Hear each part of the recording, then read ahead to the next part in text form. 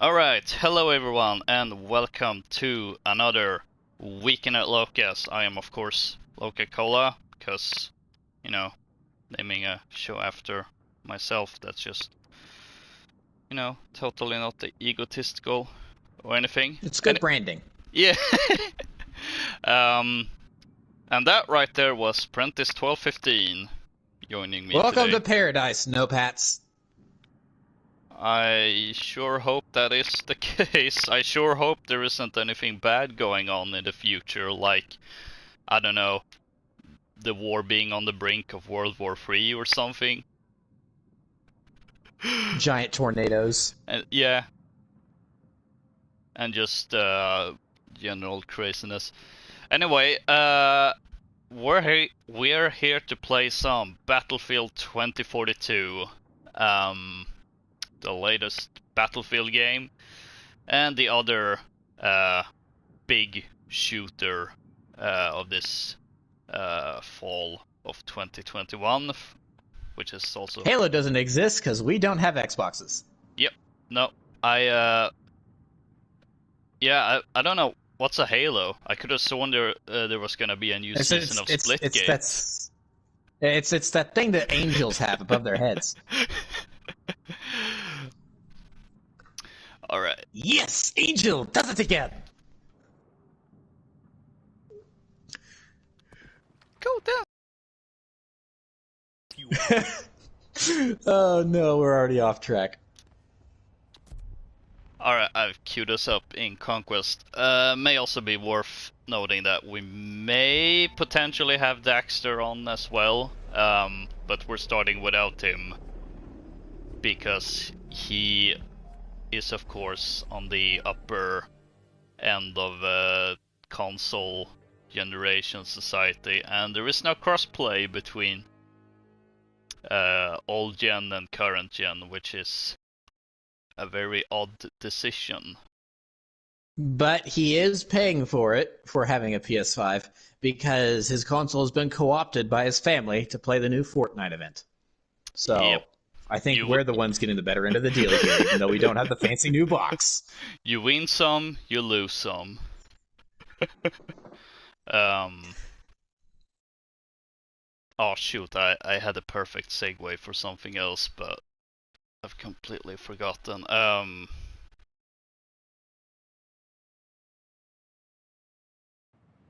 Shoot.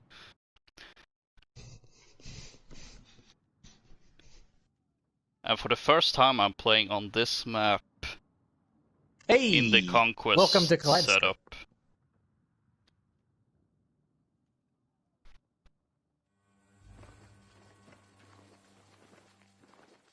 One team, one fight. Oh, I guess it auto-selected a specialist for me. I don't like that.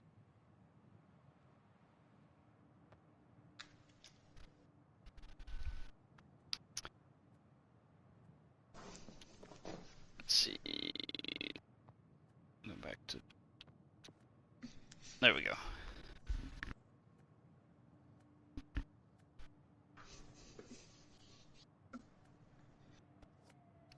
Ooh, now I remember the segue, because we were talking about for whatever. What was that? Did you see the enemy? Did you see the helicopter spazzing out on the map? No, I didn't. Oh my gosh, it was amazing. I'll have to send you the clip later because I saw it and it was great. So sorry for interrupting, but I saw it down in the corner, just flipping around. I clicked to spawn on your shopper, but I spawned with the regular troopers. Yeah, here, I'll come pick you up. Yeah, traffic cone. Hold on, I'm coming in. Anyway, so my segue was...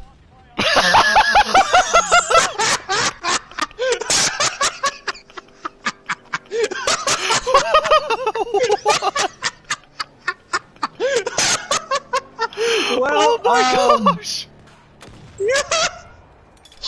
I guess I came in just a touch too hard. Welcome to Battlefield! That's definitely one way to put it. Starting off strong.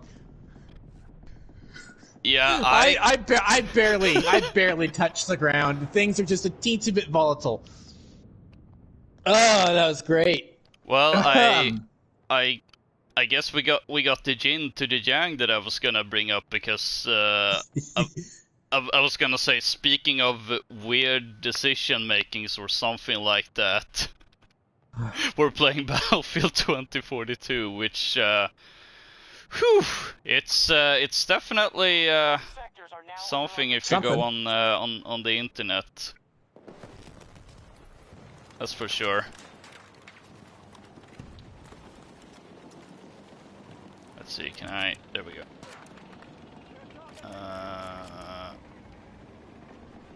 Okay, there we go.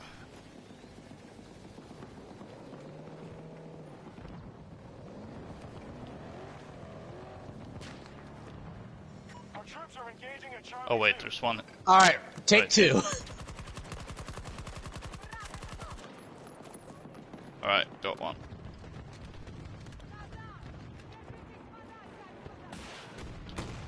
Ah, no. I hope to hit that.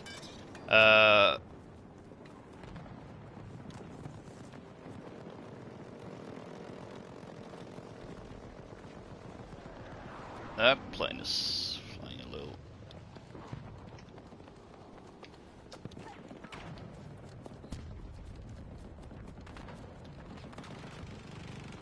Okay, I'm trying to make sense of this map layout that I don't really know outside of the team deathmatch version of it. No, no! Let me out, let me out! I didn't mean to jump into the vehicle.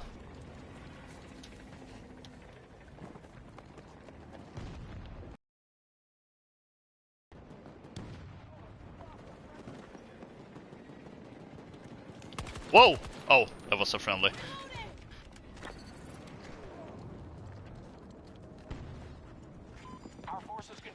And there's a hovercraft here, of course. In a weird angle. We have Charlie 1. Charlie 1 is secure. See, there's one here where I am.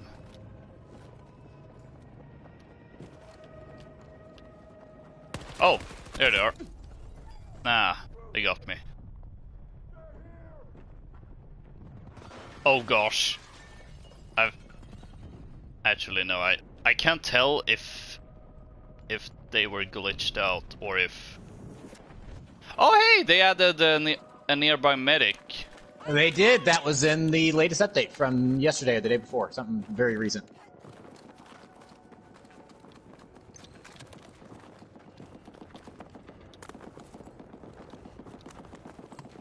Oh, my gun is glitching out a little bit.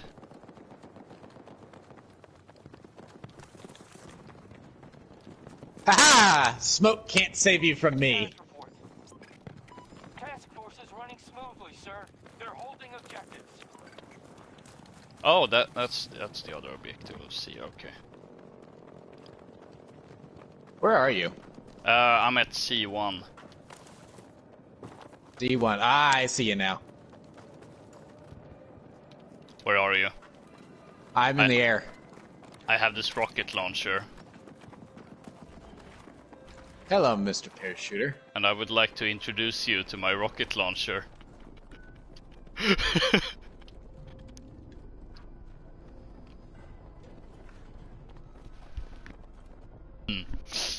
Oh. Securing objective Charlie 2. So yeah,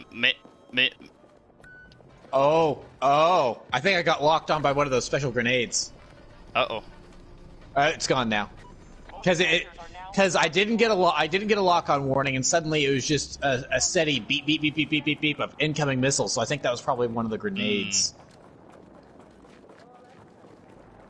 So if you pay attention, you can figure out the difference between some of the ordnance that's heading your way, because that's one of the complaints I've seen online, is that there's no indication of what's being locked onto you or what's coming. But I don't know. Based on that, I feel like that's kind of obvious. You just need to be paying attention. Meanwhile, I've just figured that the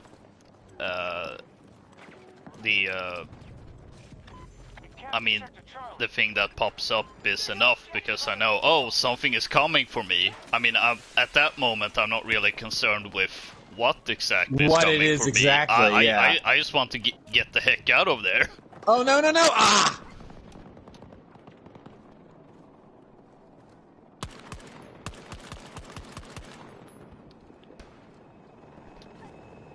Oh, that's a Russian shopper. Oh, okay, well. Let's see, I won. There's me and another guy just... Oh no, I have to... Come on, come closer, I dare you.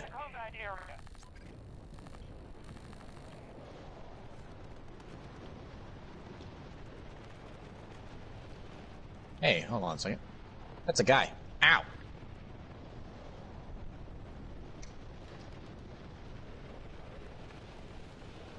Oh, there's an elevator over here. I didn't realize that you could actually take the elevator up here. Oh, no, I glitched into the wall.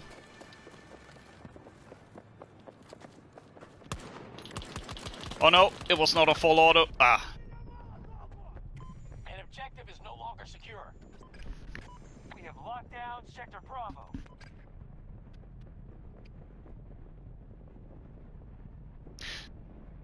So we kind of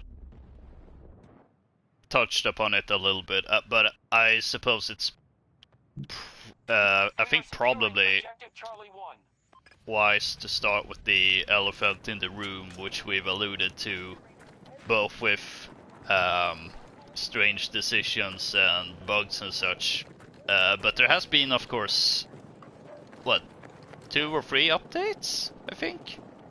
Yeah. Since the game came out. I think it was update 3 that was the most recent one. So yeah, this game wasn't exactly released in the best of state. But they seem to be working on it. I mean, I don't think there's any who seem to be working. No, they're working on it. That's pretty. Oh, I mean, yeah, they are working on it, but I haven't really, because we were talking or off stream, I suppose, and I actually haven't played any of the all-out warfare stuff since really. Well, I haven't played the all-out warfare stuff with the headshot. Either of the most recent updates, since I'm mainly stuck with Portal lately. But even there, I could tell that there's definitely some bits that's been improved in regards to hit registration and things like that. So things are getting worked on. That's at least good. And hope I can only hope that they patch it enough so that it's in general a more stable experience. Although I don't know, I've had a weird experience with this game in terms of bugs, because I don't think I've had it as bad as, you know, when you go online and see people the PC version just seems really boring. Yeah, like that definitely seems to be the case. So I haven't had it that bad, but I can't say it's been very smooth either. And if you want visual evidence of that, you can check out my first episode of Only in Battlefield 2042 video, where there were a couple of those moments, and even then, I feel most of them were kind of okay. That's maybe not an ideal thing to witness or experience, but it's not. But it's not a big deal. Yeah, it's not the end of the world. I think the only major issues were when I melee'd someone and the game would glitch out so that were stuck holding the knife and couldn't move well, I couldn't move sideways, but I couldn't look anywhere. And then if I died during that period, I would just be stuck in that's a tank right there. Spawn screen, except there would be no menu or anything. It would just be kind of an overhead view of the battle, and that would be about it. So I didn't actually know. I didn't actually know that glitch was a thing until I watched that video. I'm like, that's got to be a really rare thing, right? And then I tried it myself, and the exact same thing happened. I'm like, oh, hey, I found a glitch I hadn't encountered before. Yeah, it happened to me 3 times. The melee glitch, and the bit with me dying and not being able to spawn again happened 2 times. I hope that has been fixed at the very least, because that's one of those, okay, that kind of makes the game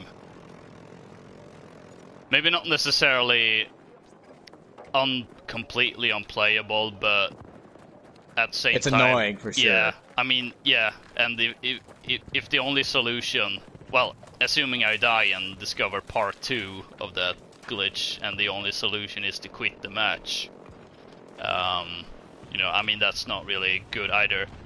Now, I will say, this game hasn't frozen my console, unlike Vanguard.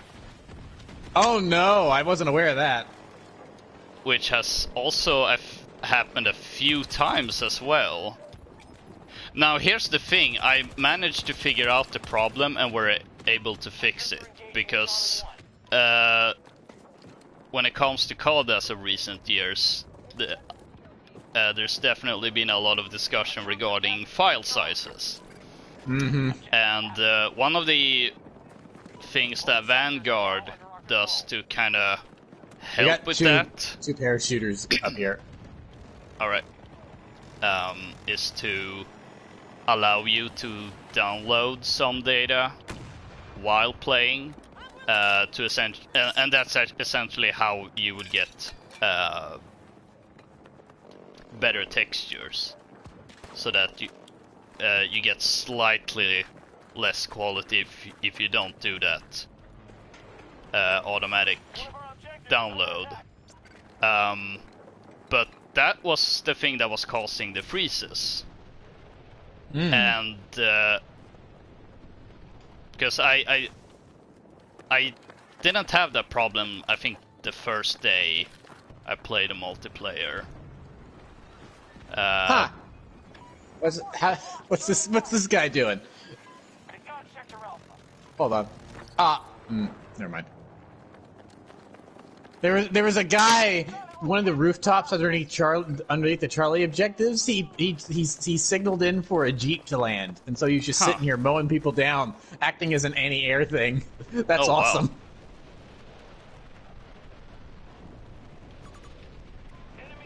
That's definitely a using what you have.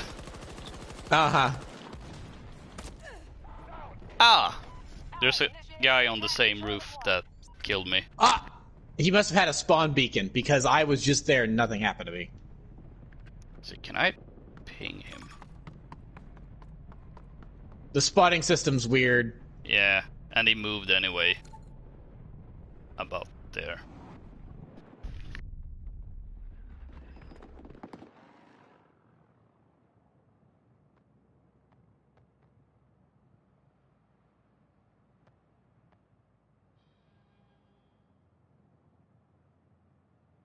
Um, but yeah, well, uh, one of the solutions that when I tried to Google that issue with Vanguard was to turn off the PS4 and unplug it for a few seconds to clear its data cache. And when I did that, it worked fine. Because previously it would, I don't know, like let me play say 3 matches and then freeze. And then when I did that, I were able to play for an hour just fine. And then it started doing the freeze. Oh, Vanguard.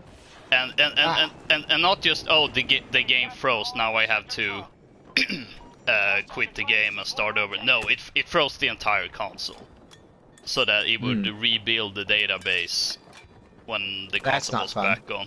Yeah, but once I figured out it was okay. It may seem to be like a data cache thing, and someone on a different forum or something mentioned that, you know, that turning this download files or the textures or whatever, like fix the problem for them.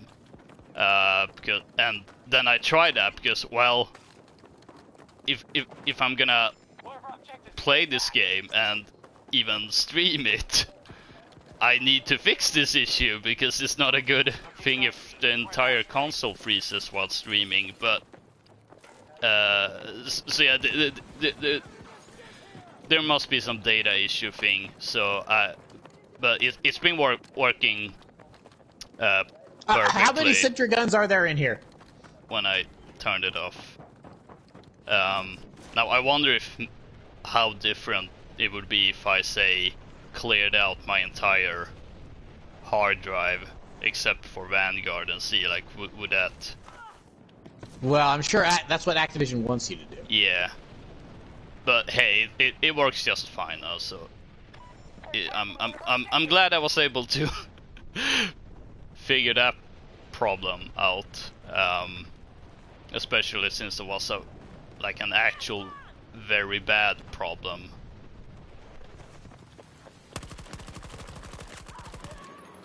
That's a kill on my lookalike.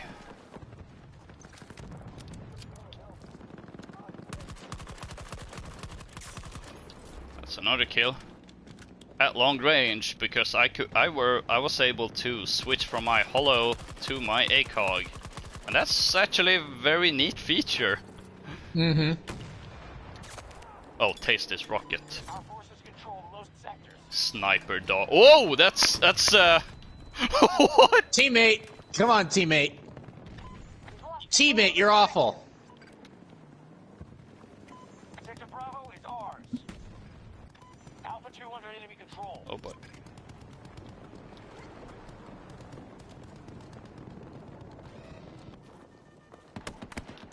What? Check your corners, people. Dang. Finally, thank you. Oh, someone revived me. Allies attacking Alpha 2.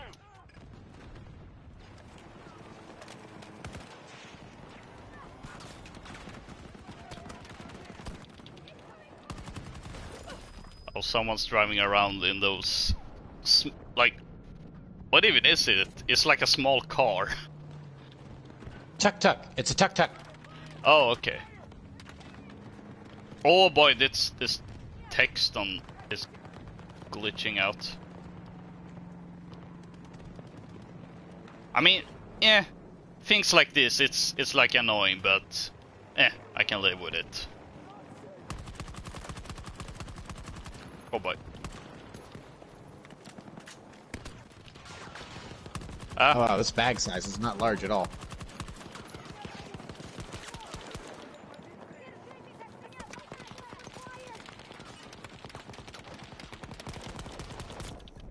Yeah, I can actually definitely tell now that something with the game does feel better when playing,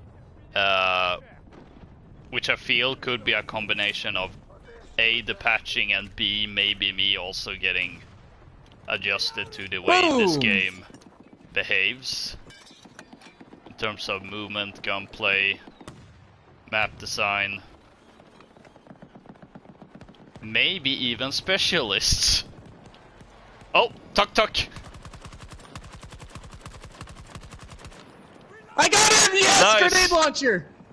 Oh, body's passing out! Oh! I'm being shot at, but I'm reloading! Ah! My future Glock didn't save me.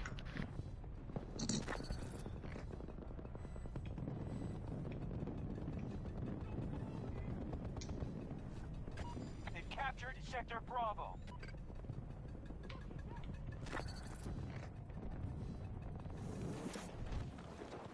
If we don't stop them, they'll take every sector. Ah! Oh wow. Dude. Teammate. I'm actually surprised how many times I've been revived. Yeah, it's gotten way better since like the first couple days. Yeah. People actually understand what to do now, which I guess makes sense because it's been out. People are getting the hang of the mechanics and everything. Yeah. That and the game now telling you where nearby medics are, I think also helps. Because generally speaking, when I'm in this down but not out state, I'm just like looking around and trying to see, are there anyone that can revive me nearby? They're making their final push. Now I just need to look at, oh okay, I can see that there is a squad mate 44 meters from my position, and it's not moving, so I don't think it's moving to get me. Yeah, it's one of those things where it's stuff like it's like that's such a it's such a small but very useful feature that it's like, why wasn't that in just part of the game at launch?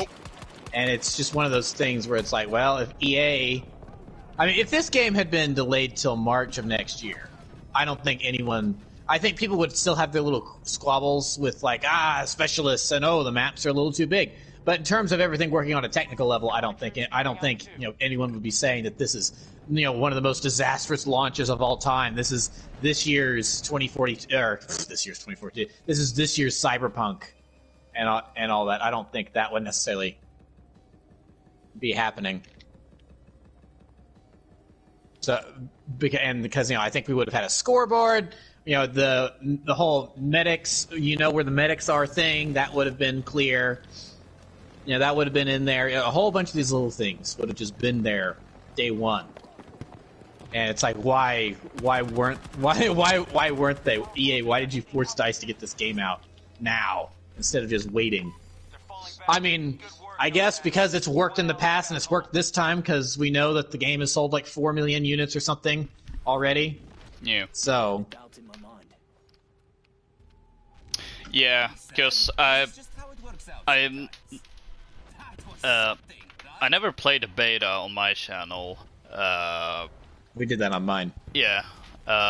So if you want to hear me being depressed about what I felt, being very pessimistic, about the game at that time, you can watch that on Prentice's channel. I know I've on like one or two, maybe even two previous streams on here even talked a little bit about what I felt about the beta and being very negative and pessimistic about it. And a lot of that actually comes from the fact that that there are all these little things that individually isn't that big of a deal, but once they get kind of stacked up on top of each other, like the whole thing with the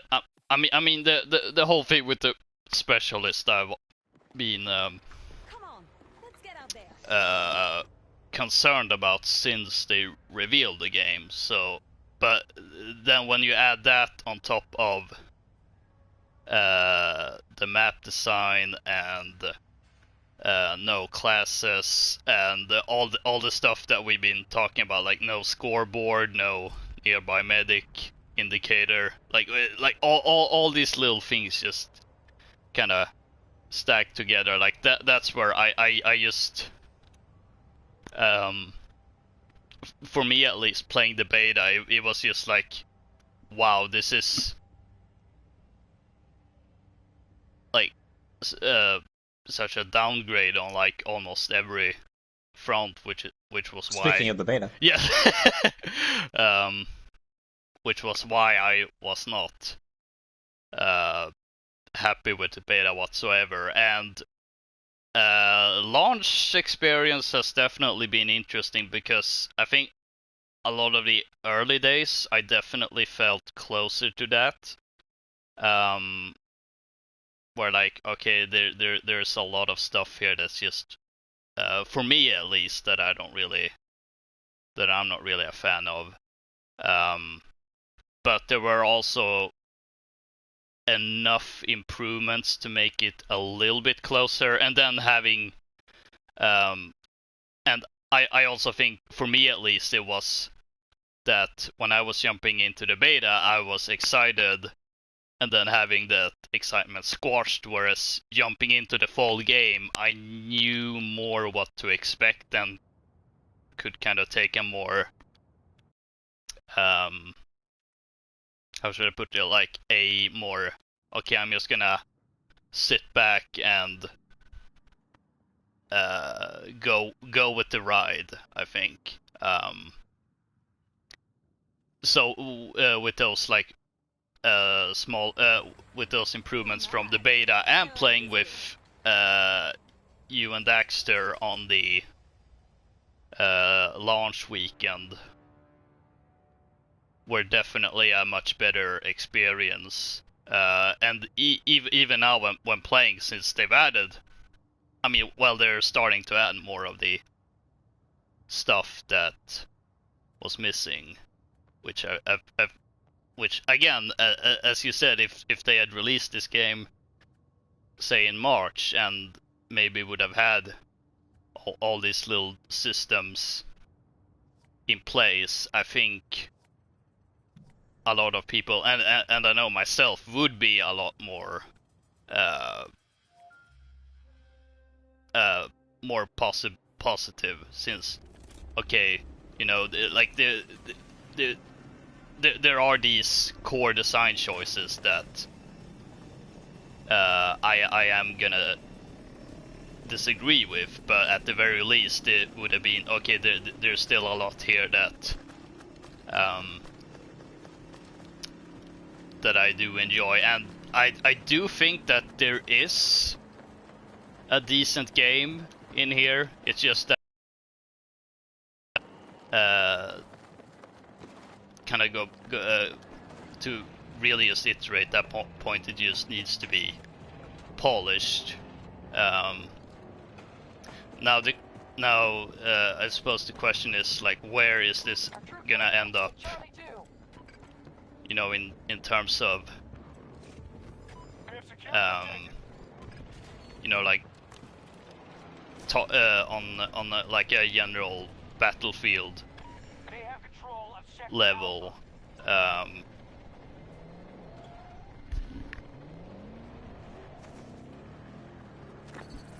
Is that okay? I was about to say, was that rhetorical, or do you want me to answer the question? I was gonna go into something that would actually be of some input from your side, but I've actually I've lost my train of thought there, because I got interrupted by outside factors, which is why I went silent for a little bit. I had to mute my mic. Anyway, since now I remember, it is going to be interesting to kind of see how the game evolves, and also how the reception is going to be, because if you look at, say, the last 10 years of Battlefield releases, there's definitely some similar threads of, oh, a lot of people are complaining, and there's a lot of negativity. general, in some cases there are a lot of similarities, but also for very different reasons. And speaking of, you know, that a Battlefield game having a rocky launch and being controversial among fans, you played Battlefield 4 on launch, didn't you? Not launch. It was okay. February. It was February of 2014 when I jumped in for the first time. But that was when the game was sort of stable.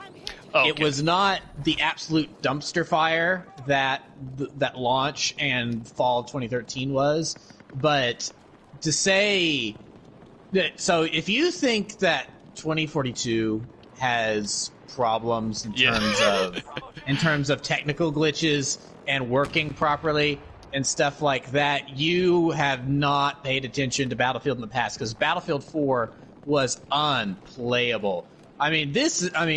Now I know it's been a little bit perhaps a little bit worse on other systems or PC, because like we mentioned, the PC port is maybe just a little kind of borked and seems to be in a worse state compared to the console versions. But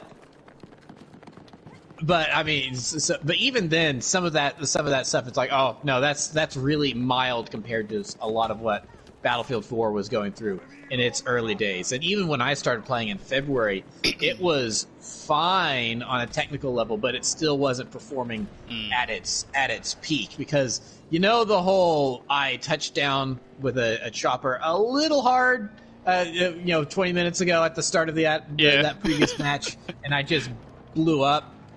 And so that would happen with every vehicle. With the helicopter, with the helicopter, you can kind of understand that happening a little bit, maybe, because it's because of the velocity of how fast you're traveling and with the air and everything.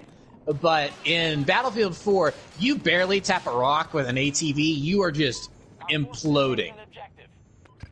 So it was really bad. So it's like that was every vehicle. Tanks and LAVs and stuff were a little bit better, because they're tanks and LAVs and they have more health. But there were still times where you tried to escape a bunch of RPG fire and you ramp off a rock and then you just end up exploding. So it was, and then of course rubber banding was a huge issue where people would just randomly shoot across the map. There was issues and issues and issues and issues. Even 2042 at its worst, I feel like, is overall a more stable experience than Battlefield 4 was at launch. So yeah, and what I've been playing, and it's like, and it's so interesting because you put out that video, Loka, of your kind of launch week experiences, and it was a lot of glitches and stuff like that you weren't necessarily. Oh, where'd that go? That you weren't necessarily thrilled with. Okay, where'd that go?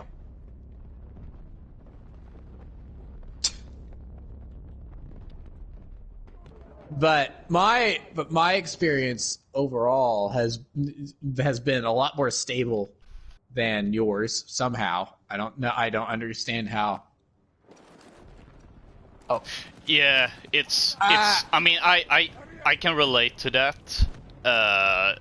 Because that was kind of my experience with Skyrim when that came out, where for a lot of people they were going like, oh, this game is totally broken, and I didn't really and it's a very buggy game, whereas for whatever reason I just ran into very few bugs, which oh wow. That poor guy.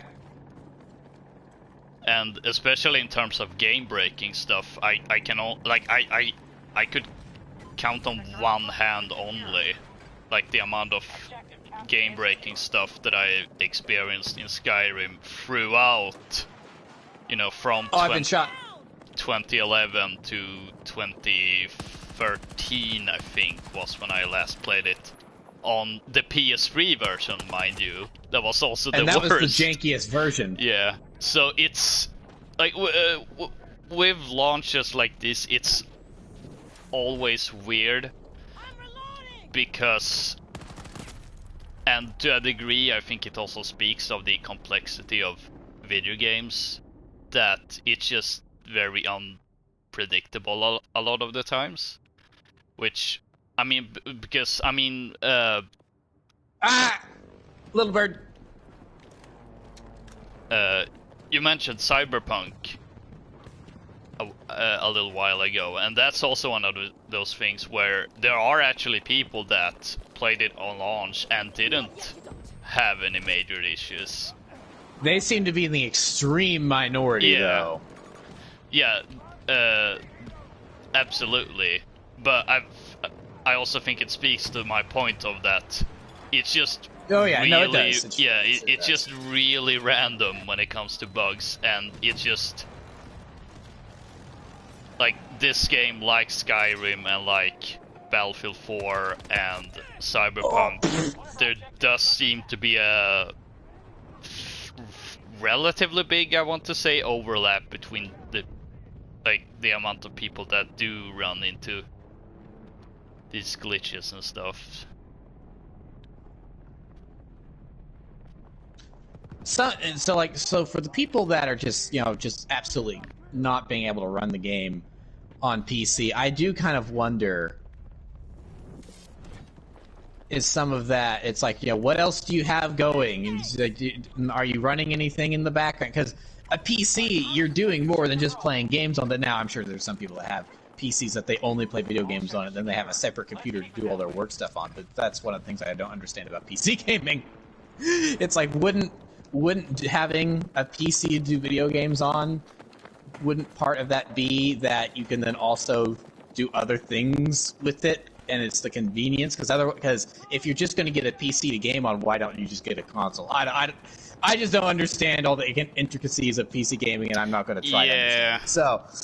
So some of that is like, are you like trying to run 40 things in the background, and is maybe 2042 is just so intensive that even with the newest stuff, you are having problems running it, and it's just difficult to do so. In which case, is that on you? Is that on the game makers? I don't know. So it would depend exactly. I mean, if it's a poorly optimized game, then for sure. And I to a degree, I can also somewhat understand if a game is poorly optimized for PC, considering how freaking, like, there's like millions of configurations out there. I think it's just impossible to have a completely flawless launch for a PC. Yeah, because how is DICE supposed to know that you want to run your game and that you want to run their game and Google Chrome at the same time while they're streaming on Twitch? Yeah. So I mean, there's just so many different permutations of what you can do and get away with and stuff. That it's. Of course, that doesn't necessarily mean that. Oh, it's it's the player's fault and all that. Oh yeah, no. Of course, it's just extreme. And I'm trying to figure out. There we go. There's the anti-tank grenade or anti-armor. Although I don't see any. They take out. Oh, there was more than one. Okay, well, that's a good thing to know. Oh. I was hoping to be able to fly to your building, but no, I landed in the ground.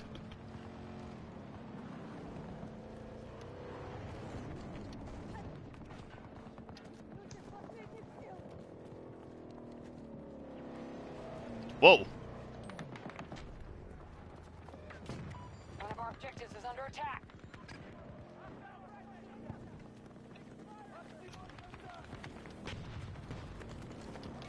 Ah!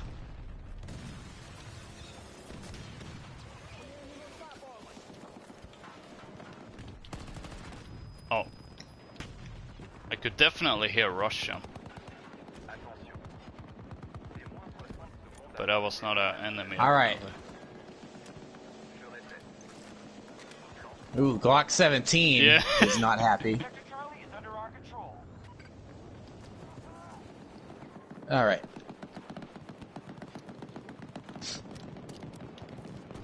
So I mean, yeah, the game works for some and doesn't work for others is weird. But so to go back to the question of where is this going to sit in the pantheon of Battlefield games, I feel like that this is going to follow a very similar trajectory to Battlefield 4, where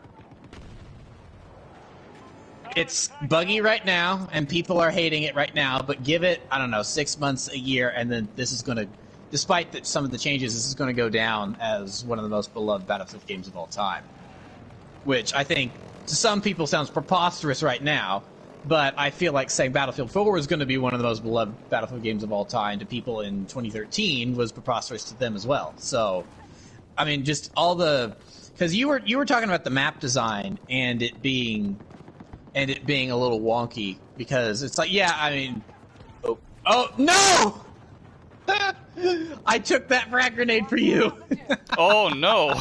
I spawned, and there's just a frag grenade bouncing toward me. I landed on top of the tank, and apparently that killed me. Apparently that counts as a roadkill. Yeah. So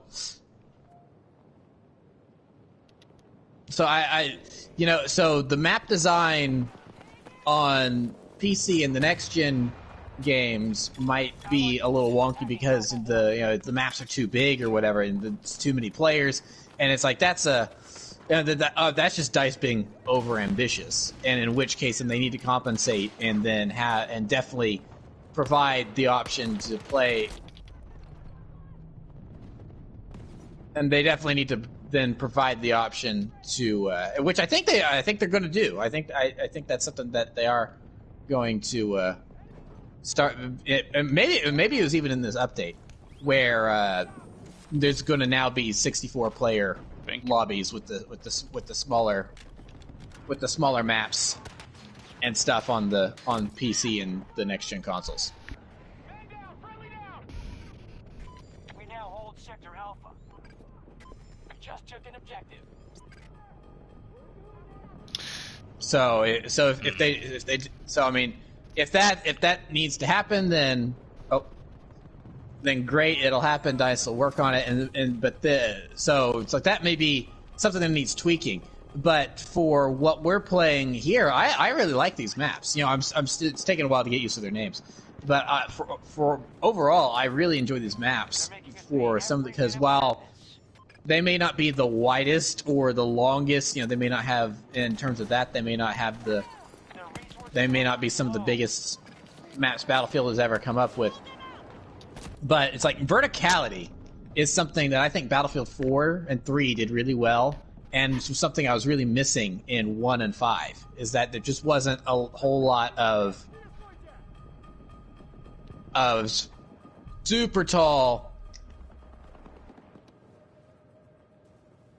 Oh, that didn't work.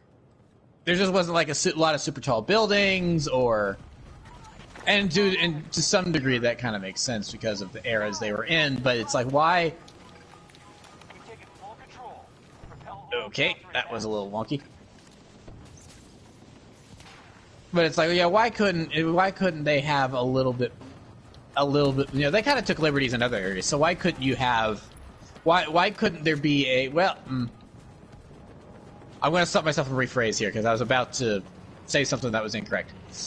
I know that there were some urban maps, like I can't remember where they took place in Battlefield 5, but there is like, is there a Battle of Berlin map in 5, Loka? I'm trying to remember because we've played on that. I know because like the urban map where there's the theater and there's the destroyed theater and you can drive tanks in and out of it and stuff.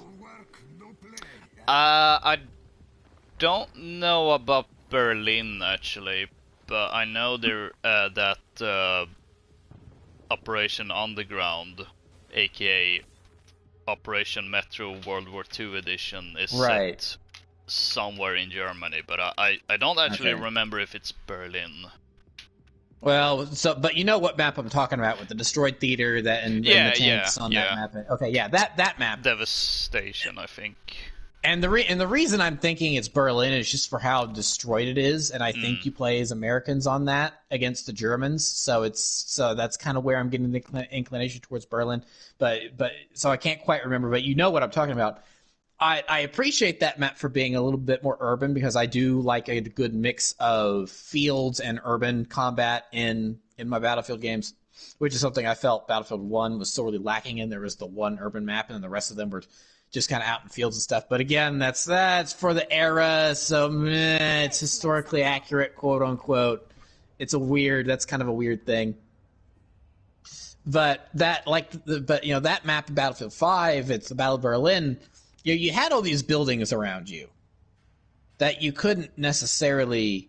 It's like, why couldn't they're like 4 or 5 stories high? So why couldn't you go all the way up to the top in a lot of those? It really cut you off on 2 stories tops, with kind of the like the like in Warzone when you're running around, you go into a building and there's just like a random couch on the stairs. So can't use this stairwell because there's a couch on the stairs. It's just little things like that where it's like, it's Battlefield. Why can't I go all the way up to the top of this building, jump off, parachute down, and land on top of someone's head and shoot them in the face? Because I could do that in Battlefield 3. I could do that in Battlefield 4. Now depending on the map, because like Operation Metro, it had no. Operation Metro had a little bit of verticality to it if you managed to get outside, because C-Flag.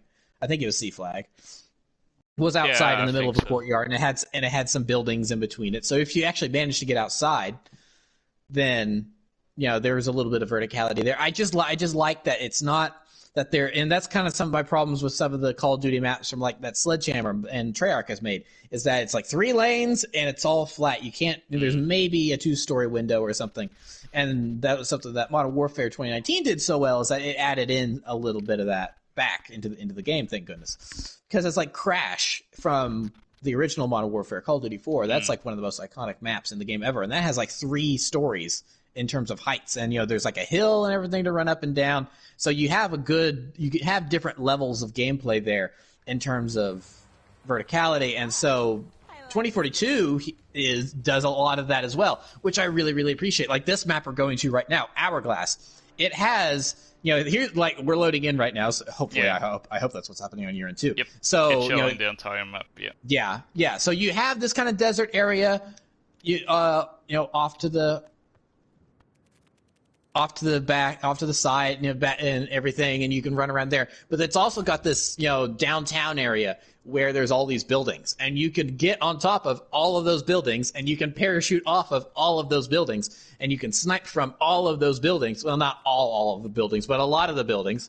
So I just really, so you have to keep your head on a swivel. You have to.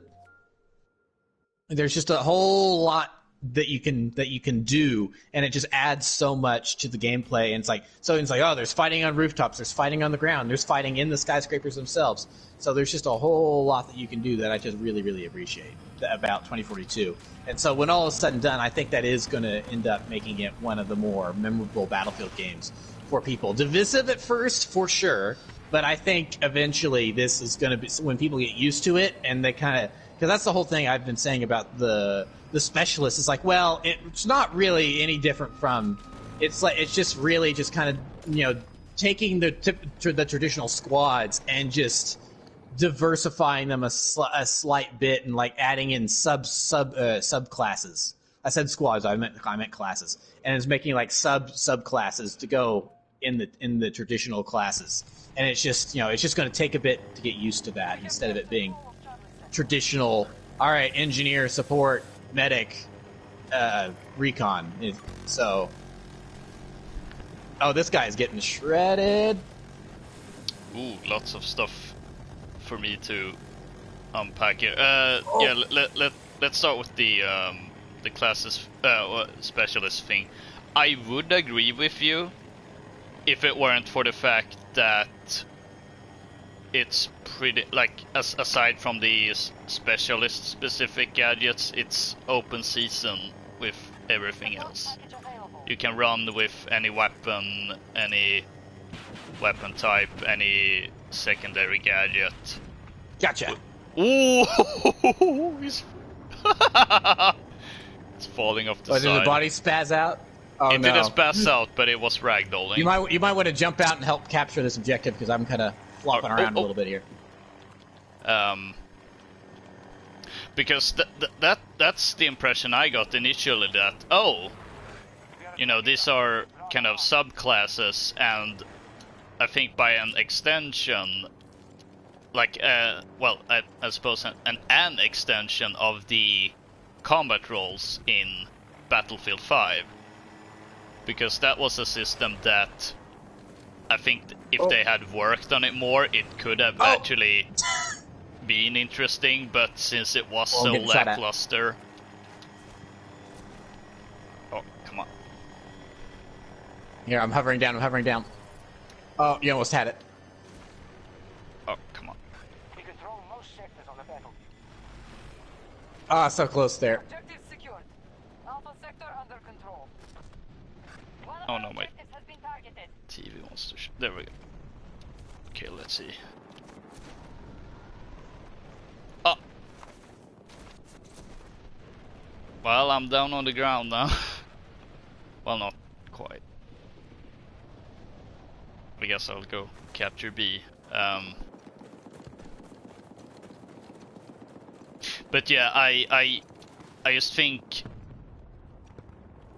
specialists would be, at least on my end, I feel like I would be more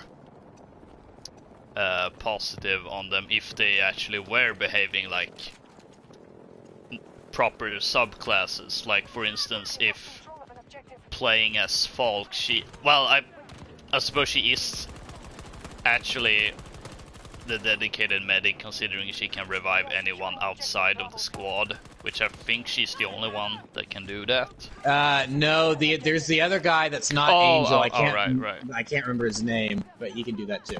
Okay, but so there is a little bit going on of, okay, these specialists are labeled as support and they have this other ability that the other specialists don't have, and I would just like to be that being, you know, more how it was, like even with weapons and other gadgets, because when you open it up like the way they have in this game, it's, I mean, like all types of balance that I typically associate with Battlefield, and I'm not necessarily saying that in that, oh, it's perfectly balanced and everything and all as that. all things should be. Yeah, I'm just saying that in that if you wanted to use a certain thing, there would always be a trade-off to it with the classes. Say, I mean, I think I'm gonna use Battlefield 4 as an example, since it is a game that both of us are pretty familiar with, and also because it's, well, the most similar, or 2042 is the most similar to that. It's, I suppose in a way you could call it the spiritual successor to 2042, or the actual sequel. I don't really know how to. Well, I mean, considering I think they name Battlefield games in a weird way. 2042 for sure is the sequel to Battlefield 4 because it has a direct character continuation with Irish. Oh yeah, that is true. Oh,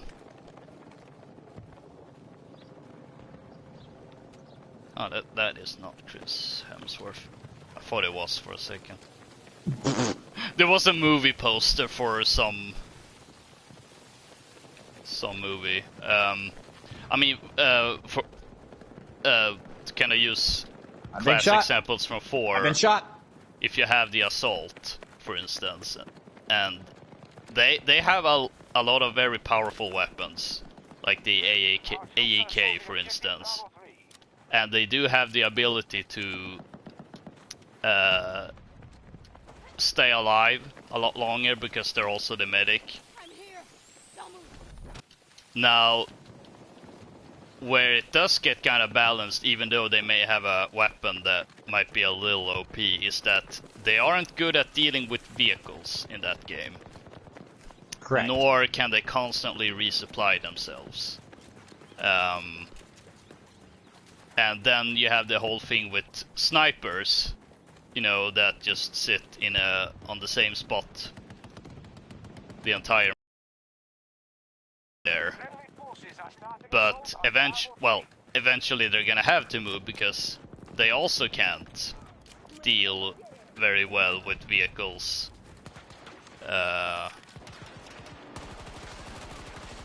Well, I suppose Battlefield 4 would be the one example. Because they got C4, they got Jeep stuff. Yeah.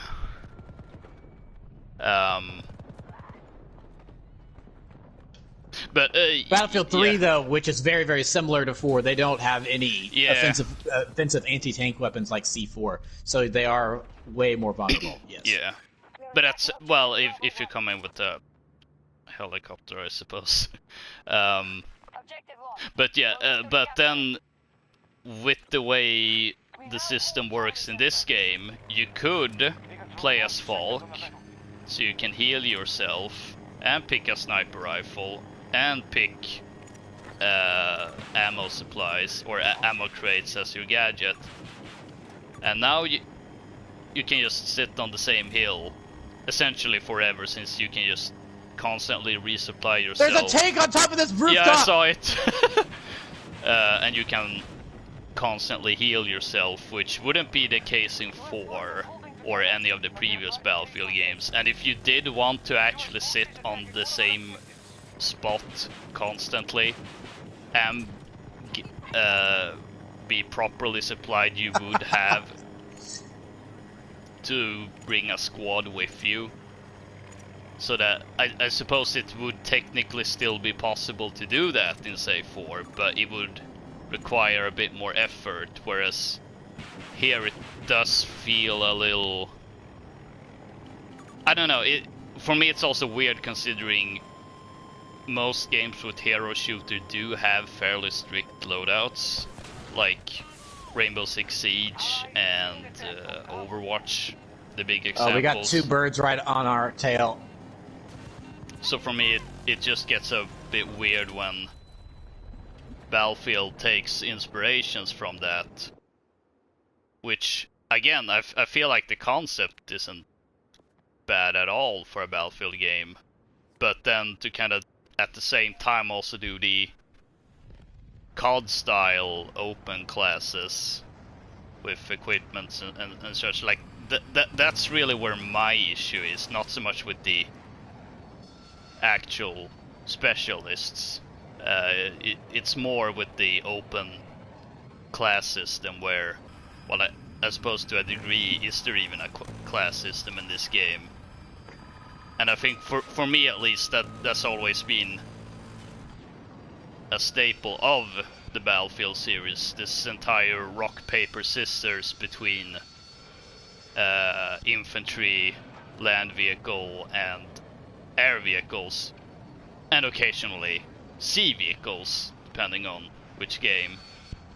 And then even within those, you kind of have kind of a rock, paper, scissors system within that, with the classes of, say, assault, engineer, recon and support. And I just don't think the way they've done it with the specialist in this game, I suppose, is also a bit of a rock, paper, scissors, considering their different abilities and traits and all that, but I do feel it does kinda get nullified by it having an open classes system, which is, well, I don't know if I'd say it gets completely nullified. Again, it's changed drastically. I'll agree with you on that, but I don't know if maybe there's neutered would be a slightly better word now that I think about it. Like there's still elements of it there. It's just not Support package available. Waiting on you. on the same level as, you know, previous games. And I also feel that, you know, if they just made, I'm not gonna say it's like, oh, all they need to do this and it's a simple change. I don't think it's a simple change, but it would probably be the easiest to kind of make some sort of class system and then split the specialists into them, instead of do as I've seen a lot of people call for in that completely remove them and replace it with class, you know, new classes. And I'm like, that's not realistic. I mean, I suppose they have the AI skins that do seem to be split into classes, but they're also AI. They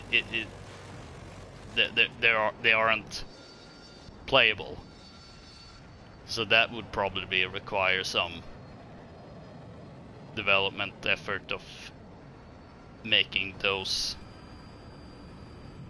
playable. It just would require a lot of effort, which is why I personally feel that, okay, if there's just a more clear distinction between the specialists, I think that would be fine. And I would also be fine with if there were like some weapon types or gadgets that would have an overlap. I don't think it has to be like completely strict, but I would also like to see, and I think also for me, like that kind of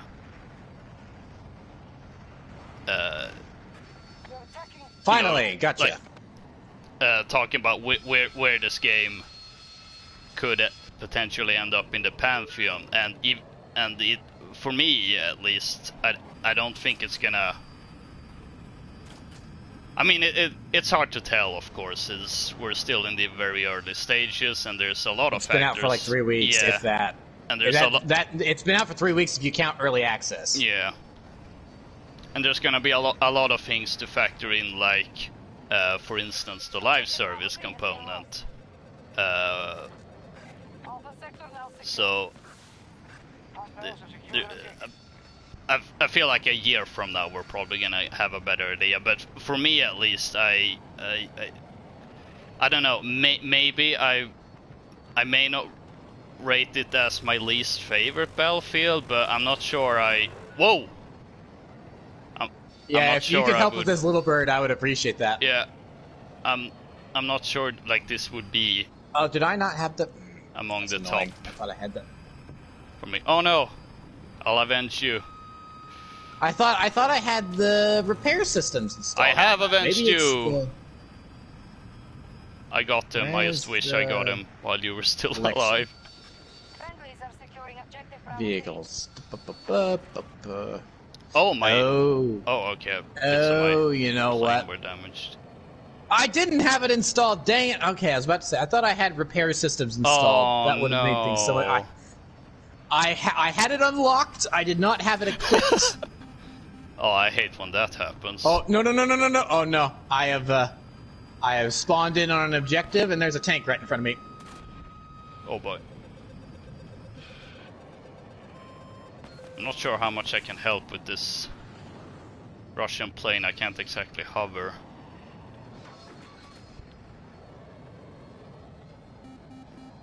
Oh boy.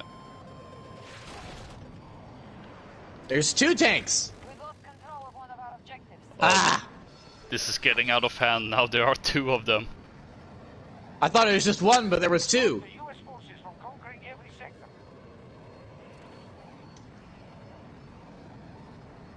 Alpha sector has been seized by hostiles.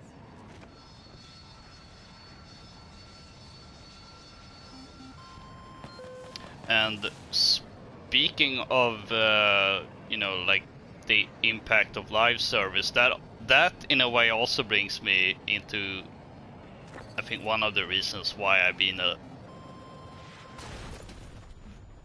very pessimistic about this game, and that is what ended up with 5.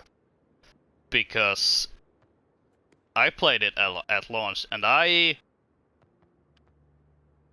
really loved that game, I should say, not loved. Because it still exists. Because it did, for me at least, it did a lot of things that I wanted Battlefield to do, and it introduced some new things that I really liked. And it just, in general, I just felt it was that there was a great game in there that we just need to kind of be shaped throughout the future with patches and updates and content. Well, that game also had a bit of a rocky launch. I think it was a bit smoother compared with this one, because at least on my end I don't remember a lot of glaring bugs and such. Oh, I guess I stole the kill. Or kills, rather. But there was definitely a lot of similarities if you were to go on, say, the Battlefield subreddit, where there was a lot of, oh, this game is completely broken, it's completely unplayable, it's the worst Battlefield ever, it's and they all say that about every Battlefield. Yeah. At this point, it's like, you know, it's just how it is now. A new Battlefield releases, and it's apparently the worst one. But then, you know, I felt that there was a great game in there, and I could definitely see that even with the launch version. But then, like, thinking about all of this stuff, like how the live service could pan out, and unfortunately, while I love Battlefield 5 the game, I don't love Battlefield 5 as a live service, and I've had several discussions on my channel about the live service of 5. Definitely a lot of streams actively playing 5 of each live service chapter, and playing and discussing while live on air, and we've had the whole time to kill debacle, which we've also brought up before. So there was just a lot of that I felt that the game was never really able to take off, and then it was subsequently just, I don't want to say left for dead, because it's not dead game, but It's not a zombie game. yeah, that neither that. But they did stop on future content for that game, as well as Battlefront 2 a week later, to get all hands on deck for this game. Whee! So for me, like, that was one of those moments where it made me really sad and borderline depressed.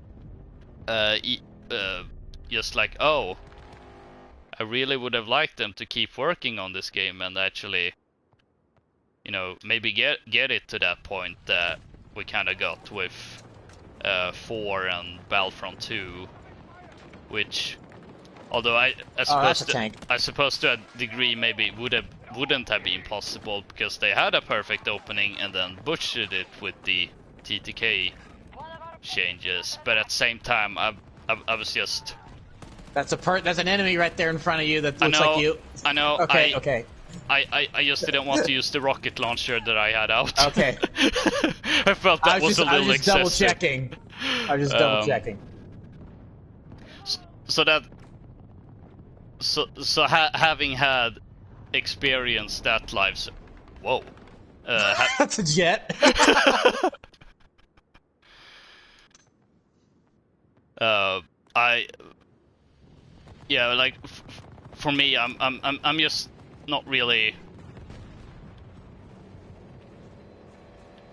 okay. That.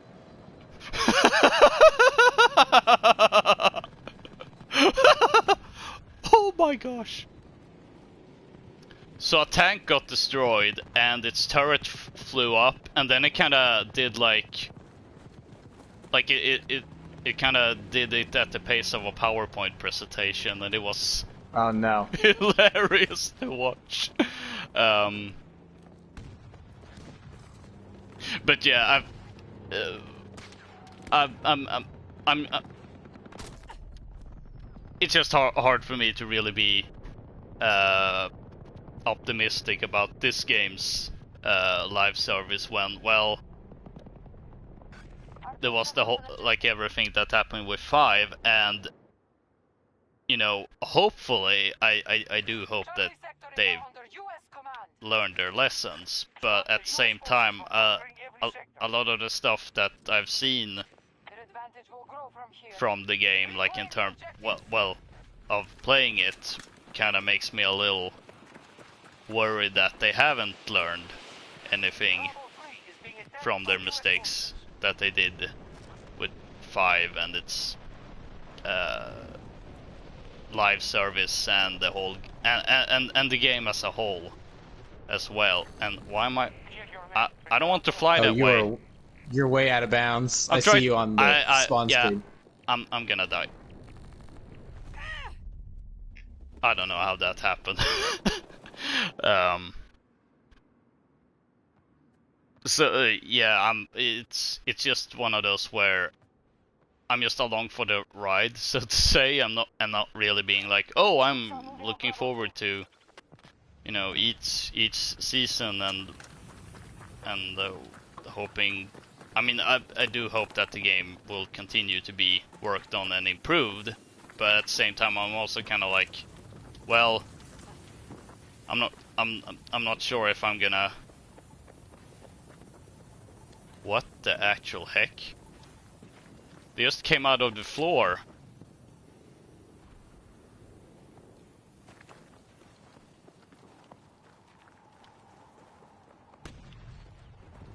So yeah, there's just a lot of, well, they didn't exactly convince me the last time, so I am gonna be a bit more hesitant with what they're doing right now. But I am of course happy to be proven wrong by DICE and this game. And for what it's worth, I do enjoy the full. I do enjoy the full game more than I do the beta.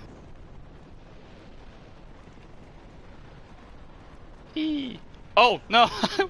I meant to hit the roof.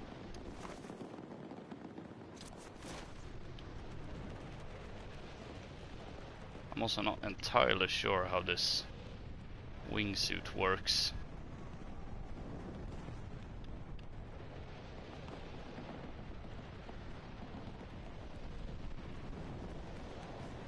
I totally get the kind of discouraged, depressed type thing, especially after the 1-2 punch that was Battlefront 2 and Battlefield 5 getting, you know, the support ended for them. They had so much life left in them. Because I can see a world where DICE and the Battlefield franchise actually overtakes Call of Duty. Now, is it likely? No, but but I can still see that world existing. In some alternate reality, yeah, I can see that as well. And the thing that keeps them from really achieving that is who they work for, which is EA. Yeah. Because, yeah, I mean, obviously not everyone's going to agree with every choice that is made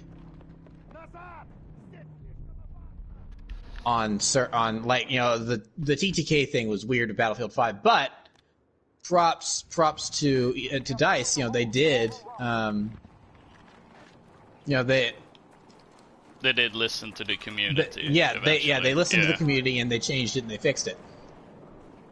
Yeah, they did. Yeah, it was annoying that they tried that twice, but I do appreciate that they, in the end, were able to find a compromise with what they were trying to achieve and what the community actually wanted. And oh, I'm flying sideways. I'm flying sideways.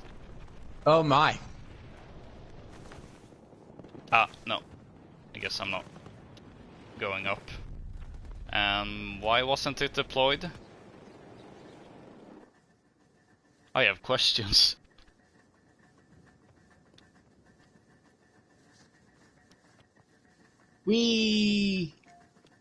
So, while all of that, of course, is very unfortunate, I always...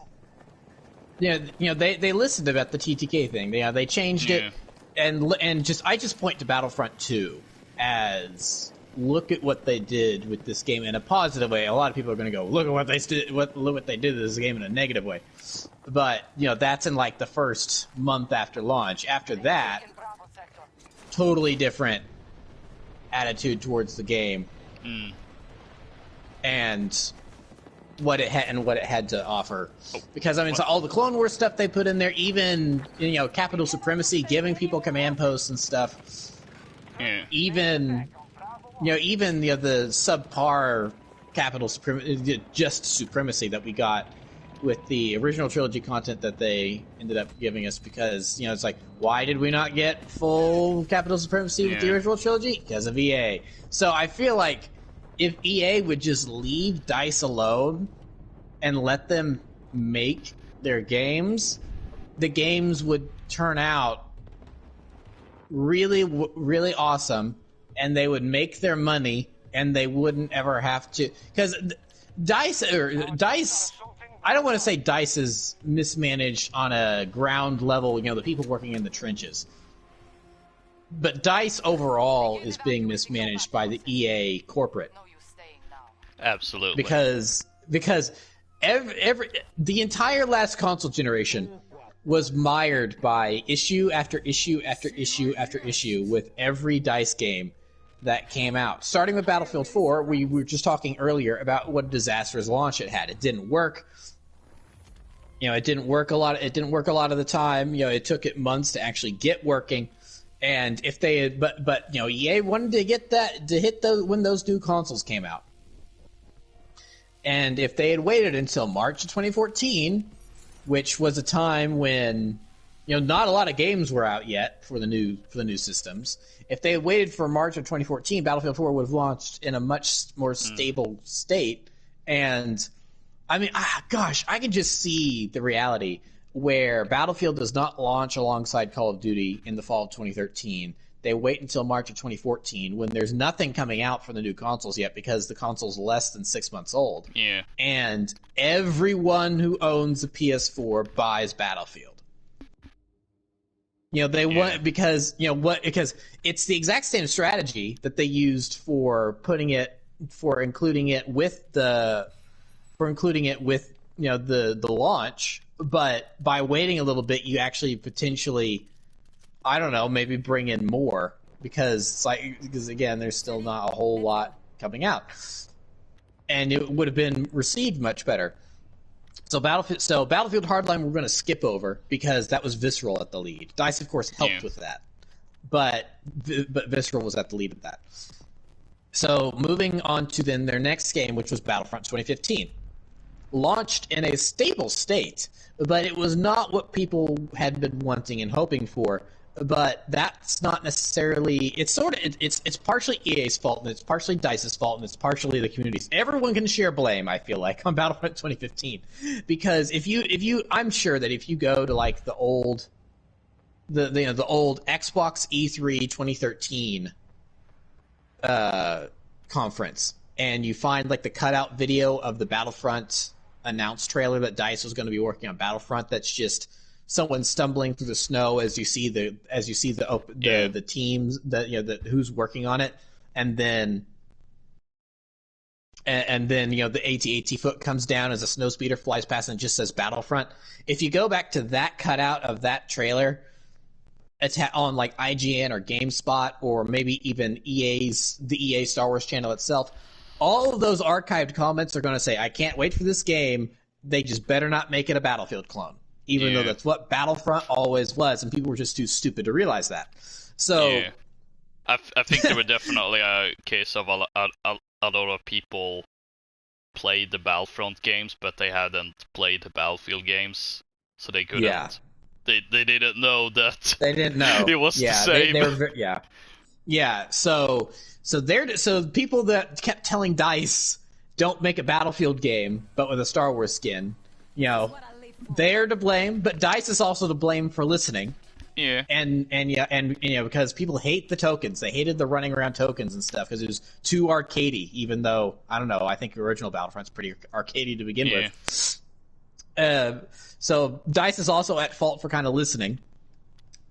But then EA's also at fault for forcing them to get the game out in November 2015 so they could get all of that Force Awakens tie-in money.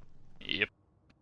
And then of course, you know, this was still in the era of the tie-in season, the season passes. So you have to pay another $60 or $50 or what have you to get all the DLC, which segments your player base and divides them and stuff. And we did that. We bought that season pass to get all that juicy Battlefront DLC. So you know that was a problematic launch because people were hating it because it wasn't what they wanted, even though it's exactly what they told DICE that they wanted. Yeah. And then their next game, Battlefield 1, their most like stable launch ever. I am just gonna say that on the Battlefront 2015, I think there was also a case of there being a lack of content. I have like a vague recollection of the complaints. Yeah, but that's being... one of those things that falls to EA because they wanted to get the game out so early. Exactly.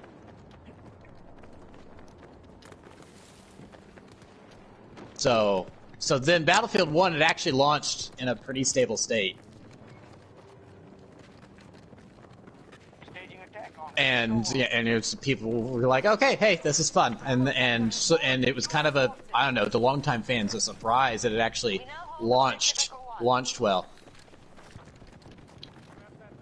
But then, of course, we get to Star Wars Battlefront 2017, Star Wars Battlefront 2 2017, and you know that almost I feel like risked closing the studio down because EA didn't like the bad PR, even though the bad PR was their own fault. Because of that Battlefront 2 is solely responsible for the loot boxes being tossed out industry wide. Yeah. That was the beginning of the end for loot boxes. No one used loot boxes in their games after that. Which is just incredible to think about. That Battlefront 2 killed the loot box, and it's just hysterical to think about. Because every DICE game prior to then had loot boxes in them. Battlefield 1 had the big animation of opening up the loot boxes. Of course, you know, Call of Duty had like the black market and everything where, hey, let's get these loot boxes and open them up, and it was very, very lucrative for a very long time. But you know, of course, people weren't happy with how it was tied into the. Yeah, Hardline had them. FIFA have them, and they're FIFA was probably the worst. They're on a completely different league, and I think they're still doing them to some degree. I don't know. I don't play FIFA, so I don't. I don't keep up. I don't care about. Who cares? But. Oh, hey, you used the correct name for it.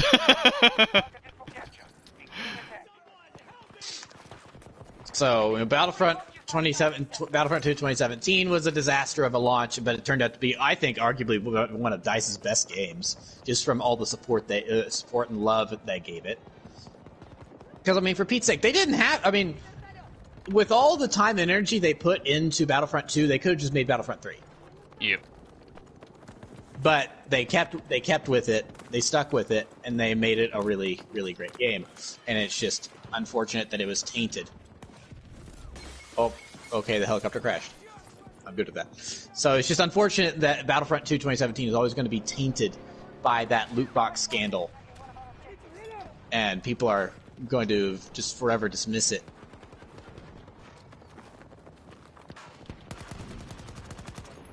And then, of course, on the heels of that, we got Battlefield 5, which launched in a better state than most Battlefield games, but still had its, issues. Yeah. And then, of course, the live service was the live service.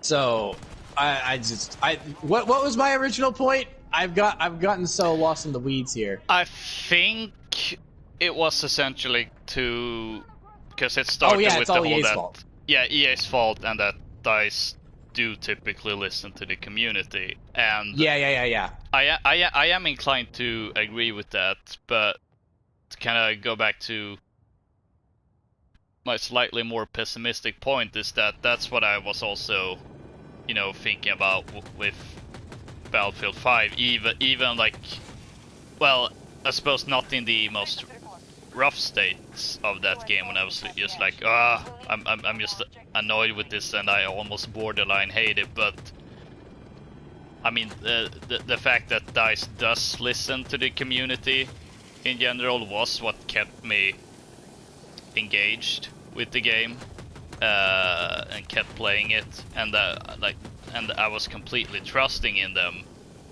that they would turn this around, just like, oh, trophy earned, War Machine, that they would turn it around like they did with Battlefront 2 and Battlefield 4, but the fact that I mean, in a way it kind of did, because I feel the current, like, the state they left the game in is a pretty solid one, and now that time has passed, I do feel that, for all intents and purposes, it is a, finished, complete Battlefield. It doesn't.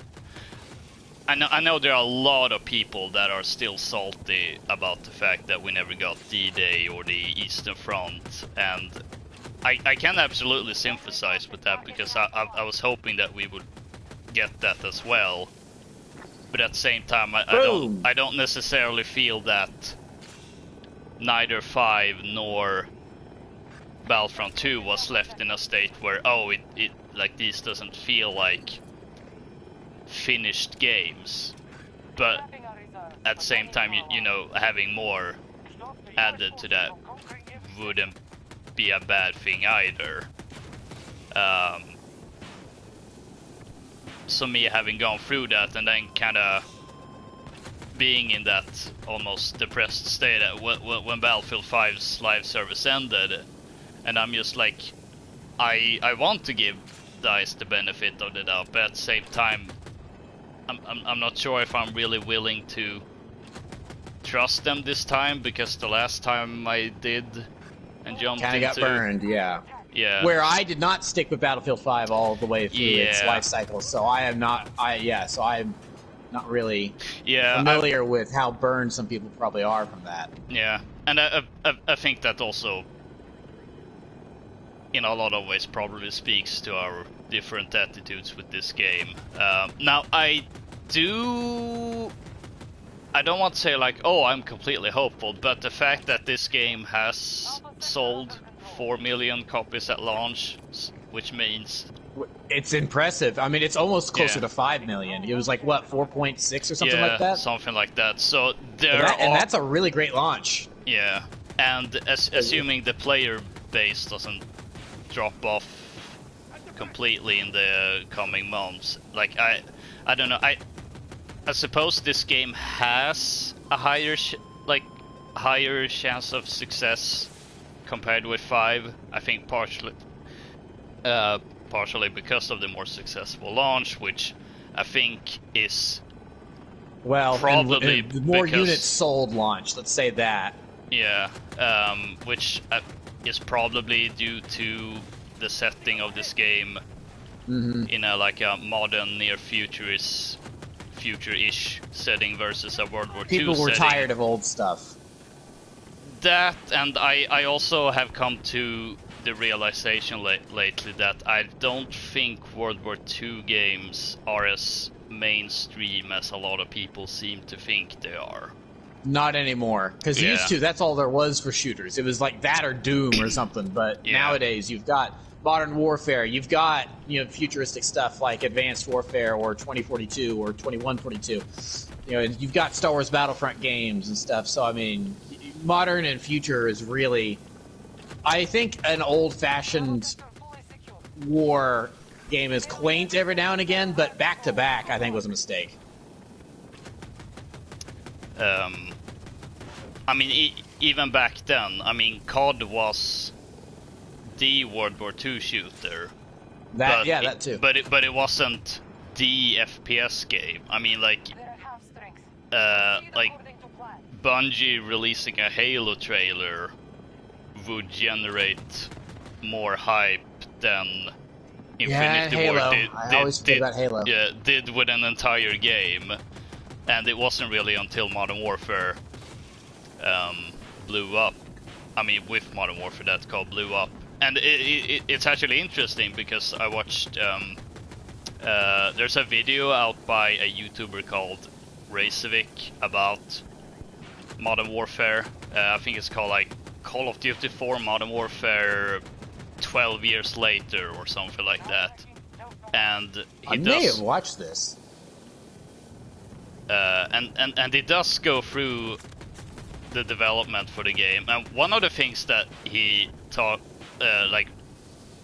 brought up that one developer had brought up somewhere, I can't remember where, was that when he was really when they released COD 2, and he was trying to get his friends to play his game, and he couldn't do that. He couldn't convince them to play COD 2 over Halo 2 because they felt that why would I play a game where I was running around with wooden guns and I couldn't be this amazing super soldier or special forces. I'm just like some regular infantry guy in the trenches. Which I think when I hear that and seeing like, okay, like seeing that COD World War II did decent but not great, seeing that 5 didn't, I don't remember how it did at launch, but it wasn't very strong. And now we have the same thing with Vanguard. Granted, I think there's a lot of other factors as well, like say Activision being absolute scum and Vanguard, regardless of its setting, isn't as polished as you'd expect from a AAA game. But it also being a historical setting, I feel, as much as I still like them, and I think a lot of people do, but they're just not as mainstream as they, certainly not as they used to be. But I also think in general there's just a lot of things with those settings that makes it harder for the broadest of the broadest in terms of audiences, which is a lot easier to capture with stuff like Modern Warfare or Battlefield 4 or 2042.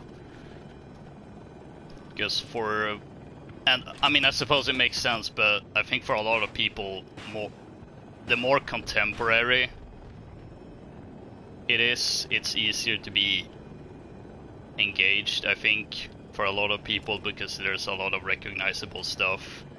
I mean, case in point, on one hand we have the historical shooters that doesn't draw the same excitement as the modern shooter, but at the same time people also don't really like it when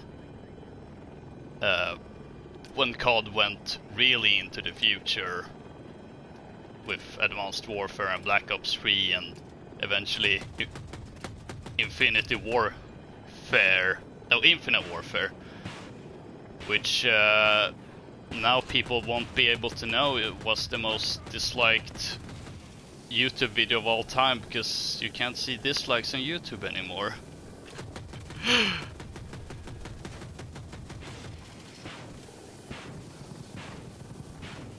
So I do think that there's just a lot of things with this game in particular that inherently makes it a bit more likely to be a bigger success, and maybe have a better live service compared with their last game. But as I said earlier, I think for me this is just gonna be a game where I'm along for the ride. I'm not necessarily, oh, I'm hoping they'll do this and this and this or that. But I'll just be, I'll just jump on for whatever and just see what happens, and not really, you know, how should I put it? Not be engaged with the game on the same level that I was in 5, so that if it turns out to be the same disappointment, well, then I won't be as disappointed because I didn't have good shot. The same level of attachment. But if it does get very good at the end, I'm like, oh, that's cool. And you've got it, so it's not like it's not like in the future you're ever going to go, I don't know about this. It doesn't seem to. Now you like you said, you really are. A couple times during your making your points where I tried to interject, but my dad came down to talk to me No, it's fine, because my dad came down to talk to me very briefly, so I muted myself to answer him, so you didn't have to hear all that. And I thought I had successfully hit the unmute button, but as it turns out, I did not. Oh no. So I'm trying to interject. I'm like, is he just not hearing me? I'm like, oh, no, he's not, because I'm still muted. I finally looked at my thing. I'm like, oh, I'm still muted. Look at that. So, yeah, I mean, your points about the maybe World War II shooters and World War I shooters, it's not that there's many. It's really just Battlefield 1.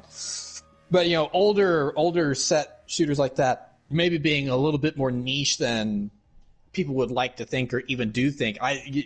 You know, when you put it like that, I think I agree with you. That's a lot of good points, because I mean, you just look at sales data in the last 10 years, and you're right. It really is. Oh, these just are not as popular. So, and then my point, and then I was going to add in about the COD. I think COD wore out its welcome with the future stuff. Where if they had alternated, I think maybe it would be a little different, but they didn't alternate, and so they just really killed it really quickly. Where they had it like 4 years in a row, and that was two years in a row too many, probably. So Advanced Warfare, Black Ops 3 back to back, I think is fine, but then you get into Infinite Warfare, and that's where like you said, you know, the most disliked trailer of all time at the time. I think something since has surpassed it, but yeah, no, that, and then. So, I mean, 3 years in a row was too much. And again, you know, Infinite Warfare wouldn't have sold nearly as many copies if Modern Warfare Remastered hadn't been attached. So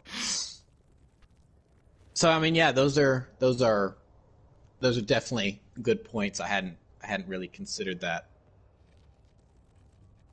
in that way. So, discarded. Okay, I thought it crashed for a second there, but no, it just. So talking about, you know, how you're along for the ride, you're going to see how things turn out, blah, blah, blah. You know, EA is kind of the root of all the problems with DICE and this series in general. I don't know if you were planning on us talking about this today, but what are you kind of thinking about that there, you know, news coming out about who's now going to be in charge of the franchise and what they're all working on and stuff like that? Because that may play a factor into what happens with this game. Yeah, and that's the thing where I'm not really sure what to think, because on one hand, if I want to be pessimistic, it's them like, oh, they're gonna ruin Battlefield in some way. But on the other hand, it could also be that potentially, assuming because I don't know how much of this was really planned before, but the fact that it has gone a couple of weeks and there's been a lot of backlash, and then these things, you know, get announced by EA, and they're talking about the future of Battlefield and what it's gonna be, and that Vince Appella is essentially gonna be in charge. I don't know, it could maybe be a reaction to the backlash, and if that is the case, I think that could be a good idea. But at the same time, I'm also not sure, because a lot of the stuff they talked about really was about narrative, and that bit I'm like, I mean, I wouldn't necessarily be against it, but at the same time, I'm not sure I necessarily need it, considering, I mean, I'm perfectly fine with this game launching without the campaign. Although, ironically, I feel like maybe the game should have had a campaign to kind of flesh out the setting and maybe give us give us reasons to care about the different specialists more. But I'm not as negative about it as I would be, well, as I was with Black Ops 4, for instance. Even though I think with that case you could also argue, well, their last campaign was really awful. But I do feel that COD games, like even with, I mean, Black Ops 3 is the exception. There is that it's just bad in pretty much every way or form. But even the more, even the lesser COD campaigns, they do at least kind of serve that, you know, big, the video game equivalents of a big Hollywood blockbuster movie. So that, you know, with a lot of explosions happening and a lot of exciting stuff happening, and I mean, even something like Ghosts do at least understand how to make a, you know, exciting game to play in certain moments on a very fundamental level of moving around on a battlefield and reacting to enemies shooting at you and whatnot. Whereas, you know, you look at Battlefield campaigns, you don't really have that at all. Outside of 4 and Hardline, in my experience at least, are probably the best, but 4 just isn't really great. Again, I like 4 in hindsight because it's better than Call of Duty Ghosts, which I was playing around the same time as well. Yeah. So yeah, and for me that is a little bit more old school. Like if I were to think like good campaigns and Battlefield, it would be the Bad Company games and even Modern Combat on the PS2. But again, like, narrative isn't necessarily something I care about with Battlefield, outside of maybe some flavor text to have some sort of context for what's going on in the overall world and the overall war, but also like what is this battle supposed to be about.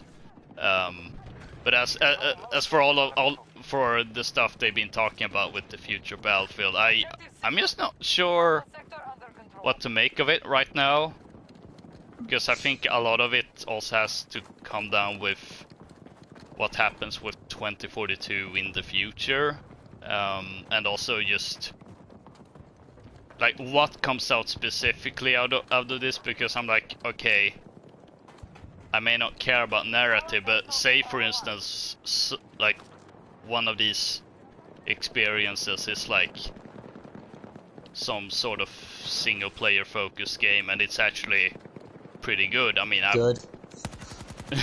I mean, I find it unlikely, but I wouldn't be opposed to it. But we just don't know the specifics, and that's what makes it hard for me, at least, to kind of be, I don't know, should I be exciting or worried about this? I can't tell. Because if I feel like it could be either way, really.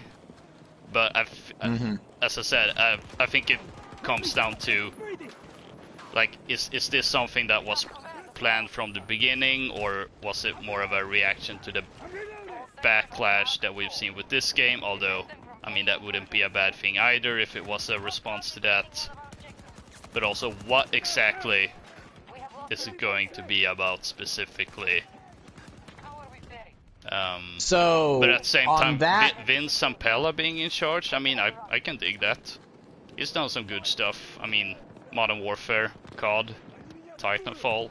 I have no reason to distrust that guy as of this moment in time. I mean, no one said any horrible things about it, claimed any horrible things about him. That too. Unlike some other. So that is hey, also let's elevate those plus. people. Yeah. So on the, you know, what are these experiences going to be? I you know, again, because that just seems to be our dynamic, is that on some things you're more pessimistic, I'm more optimistic. I am a little bit more optimistic. Oh, cover me! Cover me, teammates! No! I was trying to revive him. Because I feel like that if this turns out... Okay, well, hold on. First, is this a response to the backlash? I don't think this is a response to the backlash because Zampella took control of DICE LA, and it was then subsequently renamed Ripple Effect. Yeah, and it they may have and been then some I sort think of like gradual thing. Right, and so and then they started working on a Battlefield game. We knew that prior to all this. I'm fairly certain. Because for one thing, it's DICE LA, and Battlefield's been what they've worked on forever. So, because they've been the DLC guys for the longest time. So, so even if it wasn't like confirmed, it was pretty. It's like, well, if they're working on another game, it's probably Battlefield related.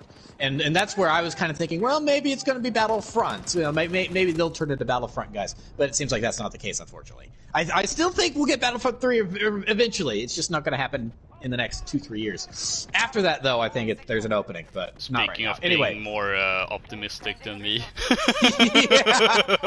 Yeah. Oh, no, I spawned into fire, dang it. But, I mean, so... Them having been previously working on a Battlefield game up until the confirmation a couple days ago, I feel like that is definitely, it's been something that's been in the works, and so it's something that was going to happen regardless, but they choose to talk about it now because, wow, look at all this negative press. Yeah. So it's a yes and a no. It is not happening because of the negative press, but are they talking about it now because of the negative press? Oh, yeah. Yeah, so absolutely. it's a little bit of both. It's not necessarily reactionary completely, but there is a tinge of that. So, but I think, you know, looking at what could happen in the best case scenario, I'm actually kind of really excited about, because as we've stated, Battlefield doesn't have good stories. The best stories that they've been able to tell have been like Hardline, the Bad Company games, and that's it. So what could they do instead? And I'm kind of thinking, and you know, putting other developers on to make Battlefield. You know, they didn't even say Battlefield games. I think they said Battlefield experiences. That is true. Because to me that they want to work on a Battlefield movie or TV show. I think TV show would probably be better, because like imagine an Amazon Prime Battlefield show. That'd be kind of cool. Funny thing about that is that at least on 2 occasions they've announced a TV series based on Battlefield Bad Company, and nothing's come of it. Yeah, neither of the 2 times. Just a funny little tidbit. So I was not actually aware of that, but that is kind of funny because I was thinking to myself, maybe it'd be a good idea to adapt Bad Company into like a dramedy series on Amazon, the action series on Amazon Prime or something. That'd be kind of cool, I think. But so yeah, I think they want to do something like a movie. You know, then maybe they want to do comics or something like that.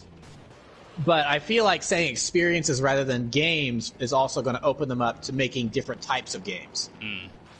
Because if you say a Battlefield game, you're going to think first-person shooter, what we're playing right now. Yeah. But if you say Battlefield experience, then it's something that exists in that world. Because one of the things that I don't know if this was this like confirmed information or was this a Tom Henderson leak? I can't remember the thing about the hero shooter. I think it was a Tom Henderson leak. Okay, so one of the things that we have quote unquote learned, you know, from reliable leaker in the past is, oh no, I hit the ground too hard. Oh no. Is that these specialists are introduced to make a separate, in the world of Battlefield but not traditional Battlefield game, hero shooter / battle royale game. Which I'm not wholly against because it's not going to, because, you know, they said this will not be a traditionally marketed Battlefield game. So I'm like, okay, so this will be like, you know, this will be Battlefield Legends. That's what it'll be called. And it will be like a hero shooter. It'll be a spin-off. And, you know, I'm even thinking that it'll just straight up be Battlefield but Apex Legends.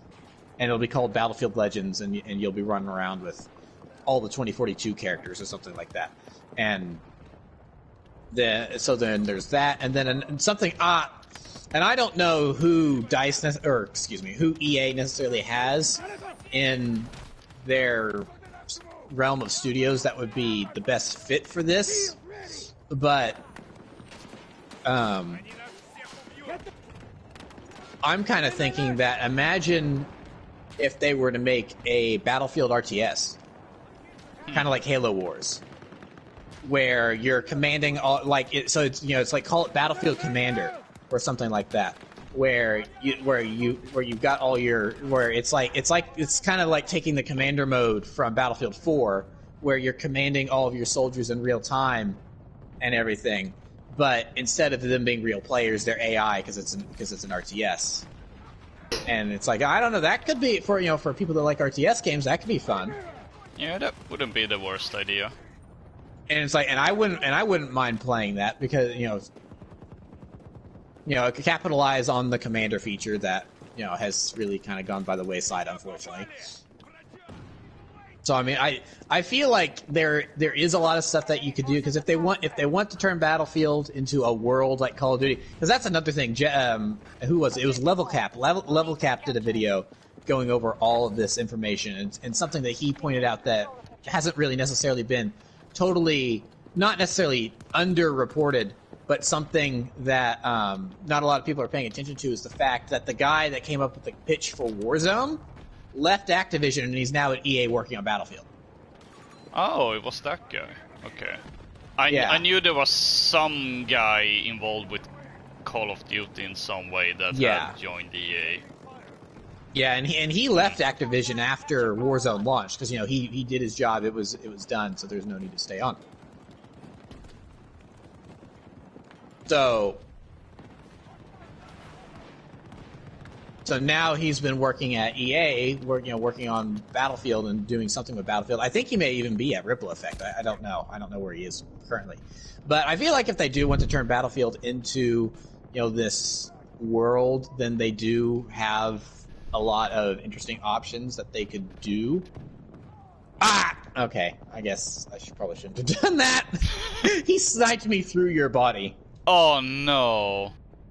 So I thought I'd be hidden from view, and I probably was, but I think he just took the chance, and it's like, I know that person's there. So I don't know. I feel like this could be, it's an interesting idea, and I feel like they could pull it off. However, it's just a case of putting the right people on it, because previously I don't think the right people have been attached to do this. Like because I mean, you know, the general manager of DICE that has been with the company for years is stepping down and leaving the company, and then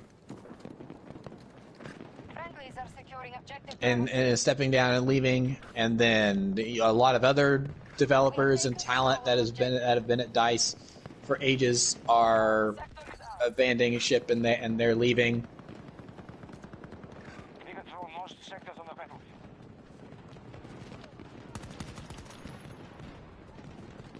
So DICE is really undergoing a lot of changes right now, but the studio, but the Use me as cover. what they are known for and what they have done in the past, kind of their heritage is rich enough that they do attract a certain type of talent, and I feel like that they can replenish with new people and do what and not let's make DICE great again. But I feel like that, in this new initiative they're taking on of wanting to build a Battlefield universe and everything, I don't know if DICE of old would necessarily have been capable of doing that where, okay, I just saw a tank ramp off another tank. That was awesome. We're losing resources, but we're not in danger yet. Where with We have total control. current DICE, which a lot of people don't seem to like, Forces attacking one of our objectives. and I mean, I guess maybe... I don't know. I see the vast change. Okay, I'm seeing. Speaking of bugs in the game, I just see a gigantic flock of birds that were just in a big line. Oh no. I don't know if that's necessarily a bug or it's just a vision or whatever. But I mean that's something you'd see in Battlefield 4. I mean, come on, that's what it's one of those things where people are like, "Oh, DICE isn't the same." And I look around at a lot of the stuff that's in this game, I'm like, "This seems like the same old good old DICE to me." But but they have changed over time, and so it's just I think they are uniquely positioned now to help usher in this Battlefield universe that EA wants to build.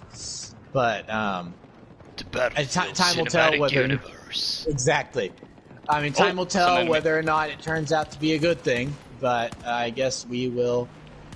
We'll find out. So I mean, I'm definitely paying attention. So we'll see what they come up with. And also, they announced this to get good press, Yeah. but how much of this could change before any of this actually goes into effect? Because it's like, who knows? I mean, games could get planned for and then canceled because they're not turning out. They made this. Hey, they've tried to make Bad Company TV series before, and nothing's come of it. So it's like they may try to do that, and then nothing will happen with that again. So who knows really? And with regards to EA, we have multiple examples of Star Wars games that. Oh yeah. Well, to be fair, they weren't announced, but were Rumored. being developed. And being worked on, yeah. I mean, Allegedly. Codename Ragtag at Visceral, that got rebooted like twice, and then the studio shut down. So I mean, yeah, it's EA. Who knows? I'm hoping for the best, but not. And I'm usually the expression is hoping for the best, expecting the worst, or something like that, or expecting the worst, hoping for the best. Flip flop it. So while I'm not necessarily, expecting the worst, I'm also not necessarily. Oh, hey, little bird. I'm not going in with high expectations. Yeah. I mean, that's pretty much where I am with all that, really. It's like, I don't know, I may not necessarily care about it and being like, ooh, I'm curious what this is gonna be, but it's like, oh, if it seems good, I'll keep an eye on it regardless, and then see, oh, if this seems interesting, I might do a further dig into it, but if it just seems to not be good, I'm like, whatever. It's not that big of a deal. I don't think it's an inherently a bad idea, like a lot of people are saying. Yeah, I'm with you on that one as well. It's like specialists. It's not a bad idea per se. It just the execution is just what matters.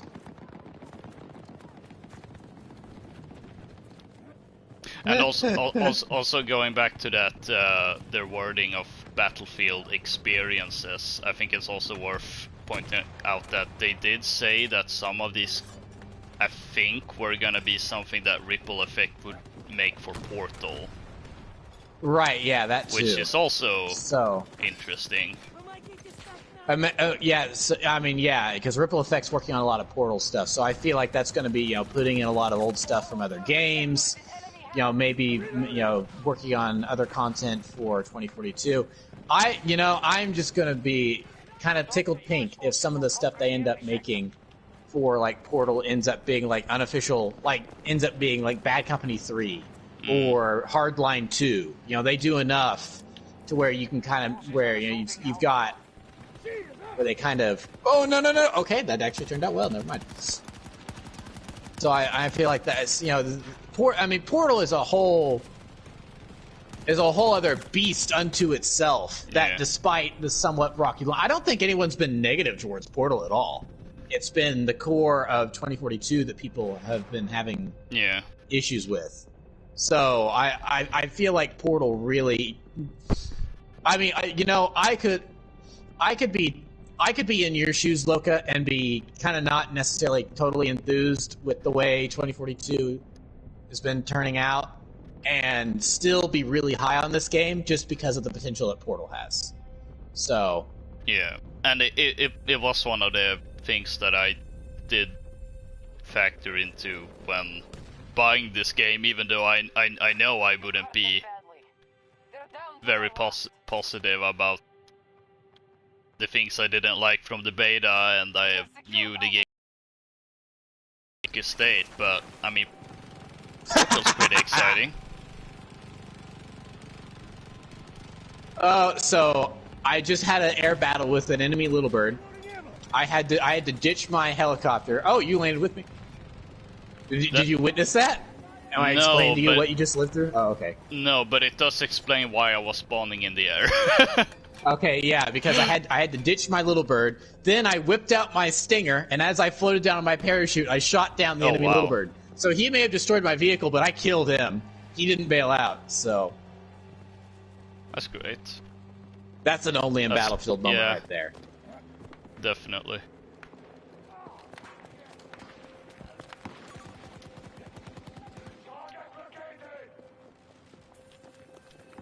See, I'm hearing footsteps, but on me, there's I just killed a guy with my sentry gun. Come on, squad mate. Oh, I guess so. Well, he's dead anyway. Oh, okay. My sentry gun got him. I put it down in my sentry gun. Yeah. If not, I was thinking I was gonna be like, oh, I'll cover you, revive him. Yeah. With my big shield. Actually, I'm not sure if it's a big shield. I'm not sure how much it covers. That's a chopper.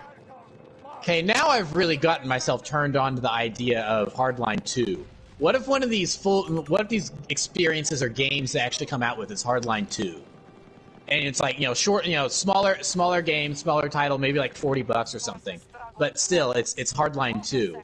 I really like that idea now. I want it to happen. I think it would. I think that could also solve one of the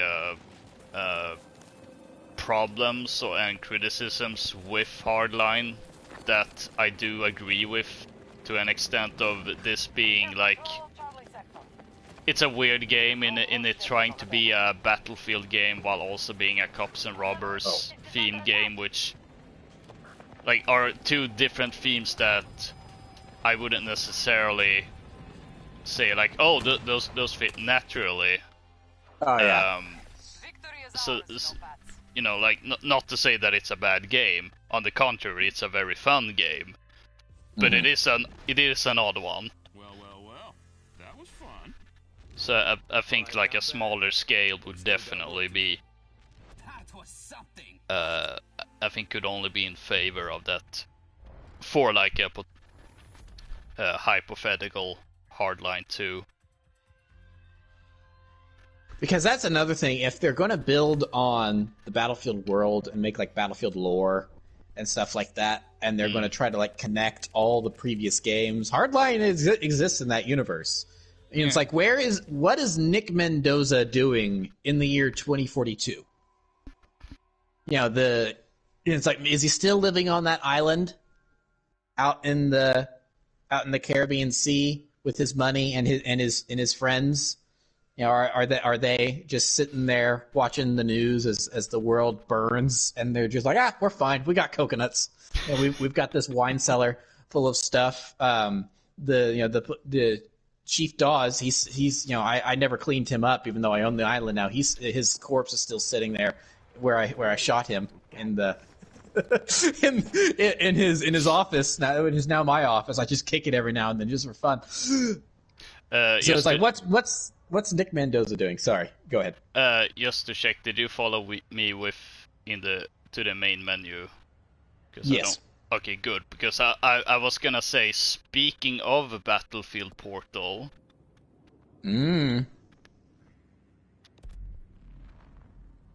Let's play some Classic Battlefield Bad Portal. Company 2.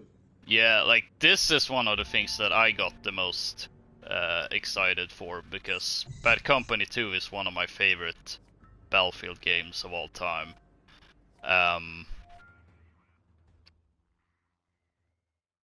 How much of it have you played through Portal? Because I know 3 is a given for you, and you did also say earlier, I think maybe it was off stream, that you played a bit of the 1942. But have you played any of the Bad Company 2 stuff? I have played a teensy. The Bad Company 2 is the stuff I've touched the least, because it's. I mean, not that it's okay. I have nostalgia for Battlefield 3. Yeah. 1942 is so totally unfamiliar to me that I've been wanting to try that out, because it's really is modeled after. It really is modeled after the original game. It just happens to have pretty graphics now. Yeah. And We have to push the enemy back sector by sector. Don't let them hold the objective. Destroy them. And so, but Bad Company 2 is like close enough on that edge of being Battlefield 3 and Battlefield 4 related, because it's more modern in its setting, and I never played the original titles, so I don't have nostalgia for it, to where I have kind of touched it the least, just because it's not a completely unknown quantity to me, but I don't have any nostalgic feelings for it, so I haven't really been touching it much. I've played both maps twice, I think, and that's it. The rest of the time has been in main 2042, Battlefield 3 Portal, or 1942 Portal. It's fair, because I think that's I feel like Portal is like a two-sided experience, in that on one hand it's to relive nostalgia from your favorite Battlefield moments, and on the other hand it's giving you this toolbox to essentially create your own Battlefield and your own rules and all that. So I think it makes perfect sense what you've just said, and it probably also explains why this is, of the Portal experiences, this is what I've been putting the most time of, because it's just this is, it's all the nostalgia for this map and the weapons and these specific classes and the rush mode, and maybe the destruction. I haven't actually noted if it's on the. I think it is on the same level as before, because things. It would have been weird otherwise. Yeah. Because if it wasn't, people would be shouting very loudly about that online. Yeah. And they're not. So. Yeah. But on the other hand, it does put you in the position of, since you don't have the nostalgia for it, you may also have a more how should I put it, like a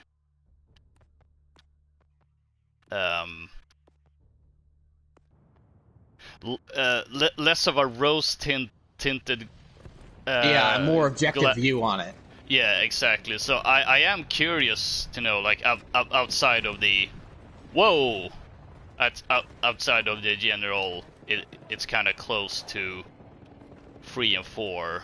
But outside of that, how do you feel about how it's, or rather the, I was gonna say the rendition that we see here in 2042, but at the same time, it is very close. I don't think it's 1-to-1 exact, at least not in terms of some of the assets for the guns. For instance, the M416 looks exactly the same as it does if we were to hop onto Battlefield 3 Portal, even though in the actual game it does look a bit different. So there are some things like that, but I mean, in general, it is pretty much the same, even down to the fact that you can't go prone. Yeah, I've noticed that. So yeah, it's fun. I don't necessarily understand the kind of like DICE themselves. I don't necessarily understand why this is one of the most beloved Battlefield games of all time. Yet, it's one of those things where I really want them to put more and more into Portal, and it's like if I have to have a trade-off of them stopping work on main 2042 and working on Portal full time, I would actually rather them work on Portal full time. Because, again, like I said, there's so much potential. There's just so much potential with this. So I want them to put more in. And again, I said this off stream, I'm pretty sure. I'm really surprised. Yeah, because Daxter was still here. Because he actually responded to this comment. I'm really surprised that people are not making Bad Company 2 Conquest and Battlefield 3 Rush servers, where it's being flip-flopped. Now, something I was not aware of until a couple days ago is that Rush was not added to Portal as a designated game mode that you could actually put on other maps until like the most recent update a couple days ago. So I just assumed it was there, but it wasn't. So that explains why a week and a half ago there was no Battlefield 3 Rush maps because the qualifications were not there in Portal yet. Yeah, the base layouts didn't exist then, yeah. Right, but they have since been added, so now you can do that. And I actually tried to load up a match of Battlefield 3 Rush. Oh, that's a headshot. Or actually, it's not. But it's a kill. The skull threw me off. But I did try to load up some Battlefield 3 Rush, but it was not populated. There was one other person in the server besides me, and the bots weren't turned on, so it was very empty. Yeah, and I think there are 2 issues with Portal right now, and I think the more emergent one is that I haven't really tinkered around much myself with what others have been played. I've pretty just be jumping into the classic experiences and whatever featured mode they've had, for the simple reason that I think as of right now it's only the official and the featured Portal experiences that have the full progression, whereas most of the custom Portal servers have had it turned off because of all the bot farming. XP farms, yeah. Yeah, so it's like, thanks people for being awful. No, how did I? This guy's got 30% health.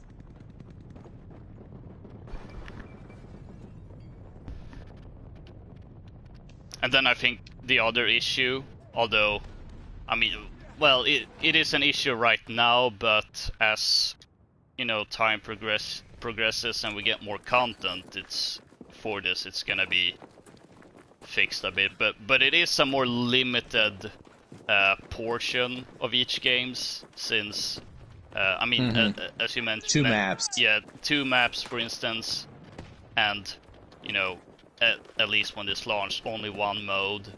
and only a handful of the weapons. I mean, I'm trying to think. I don't think there are no helicopters on this map, but I think the other Bad Company 2 map may have it. It does. It does have helicopters, yes.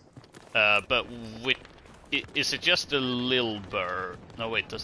No, this game didn't have little chopper. birds. Okay. It's the transport chopper.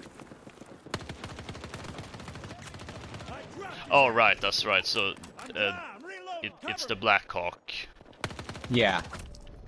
Because I mean the full game has some maps that have the Apache and the Hind,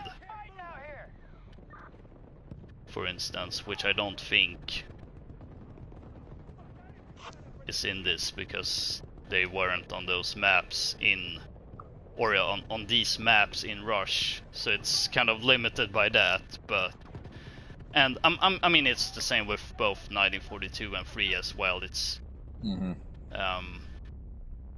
actually I think 1942 suffers the least of it because actually no, I was gonna say, well, in that case they didn't have quite as many weapons, since you know you played as the US medic, you would have the exact same weapon, but then I remembered that there were also more factions in the original game than US and Germany, so I was gonna be wrong regardless.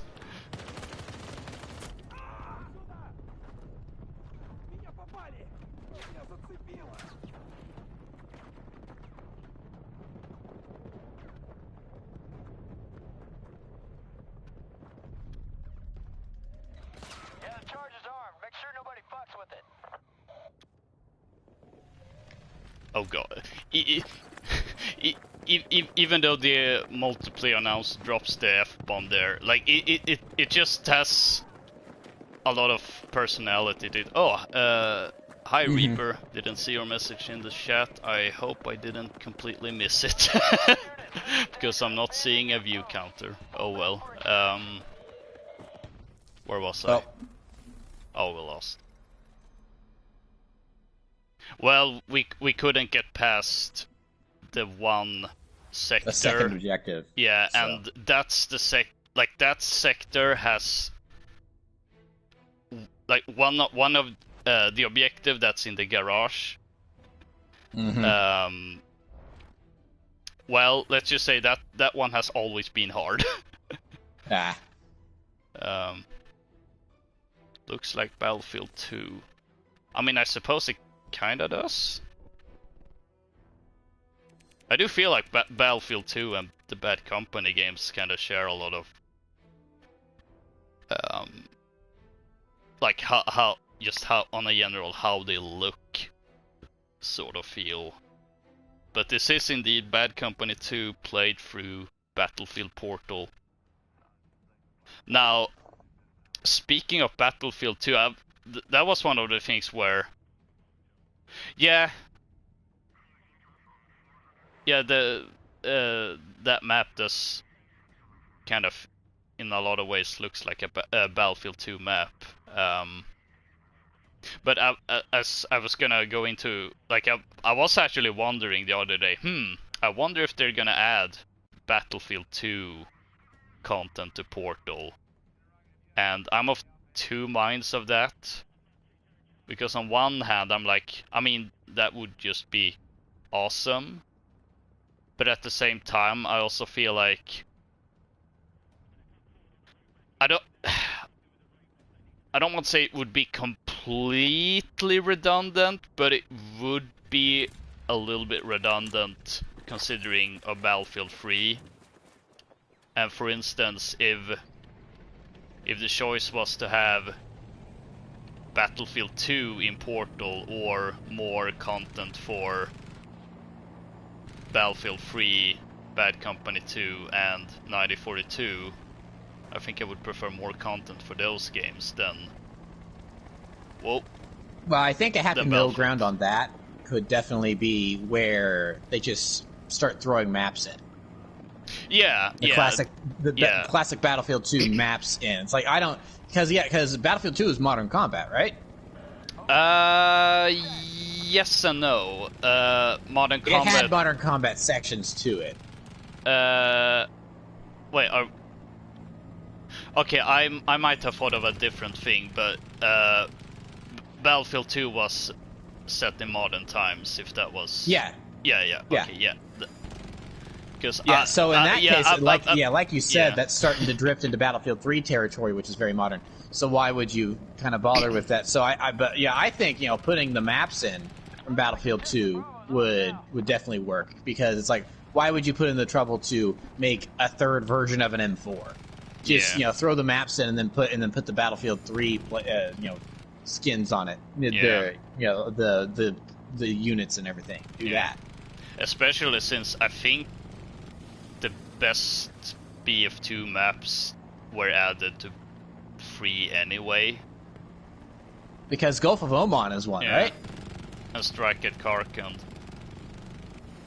So it's like, yeah. I mean, I wouldn't be opposed to the idea. Let's see. Overall, I'm kind of the same with Battlefield 1. I don't know if they need to add in like the units and the guns and stuff. It's like, I don't think we need to go back that far, because again, I don't like those guns in Battlefield 1. But the maps, oh yeah. It's like, let's put in Sinai Desert into Portal and populate it with Battlefield 3 tanks and people and stuff. Let's put in Argonne Forest. Let's all these maps from Battlefield 1. Let's put that in. Same thing with Battlefield 4.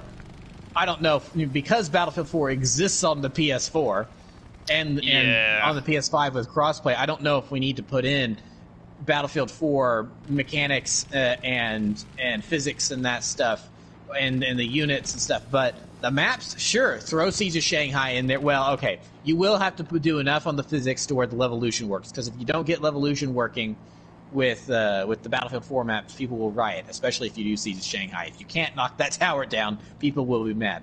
But yeah, let's put in Siege of Shanghai. Let's put in Hainan Resort. Let's put in Langkang Dam. I'm all for that. Paracel Storm. Let's do it. Yeah. Put it into Portal and it's like Paracel Storm, but with 1942 units and weapons and stuff. Now, that'd be interesting. That would be cool. Let's see. So that's the potential that I can see with Portal. It's like you can do anything, and it seems really cool. So just throw in a whole bunch of stuff from the old games. I'm all for it. Let's see. Overall, what you think of this Battlefield? I mean, we've been discussing several parts of it over the stream, but on an overall level, I'm more positive on it than he is. Yeah, I'm not as positive as my friend here, but I'm not on the same level as the average Redditor that thinks this game is garbage. I think it's gonna kill DICE. Yeah, I think there is a decent game here. It just needs to be fixed a lot and worked on. And while I personally don't see this becoming one of my there went a body. favorite Battlefield games, I do feel like it is as is. I would say overall it's a decent one. It's good, potentially.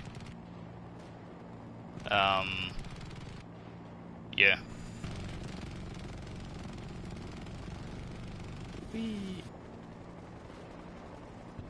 I'm just flying in circles and I don't even care because I'm like, whoa! Oh no! I am alive, but so out of bounds there is no way I can get back in time.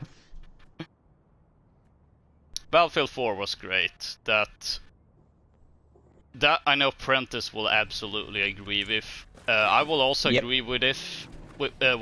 I may not be quite on the same level of love for Battlefield 4, but I do think it's a great game overall. Now that I think about it, it just occurs to me I've never done like a personal top 5 list of over all the Battlefield games, and I feel like Modern Warfare. I feel like Battlefield 4 would either be just outside of the top 5 or coming in right at the end. But as I say, I haven't put in a lot of thought about it. Now, as for Battlefield 5, that one I do think is great in a lot of ways. I think for me, a lot of my image with that game has kind of been tainted throughout the live service that wasn't that great.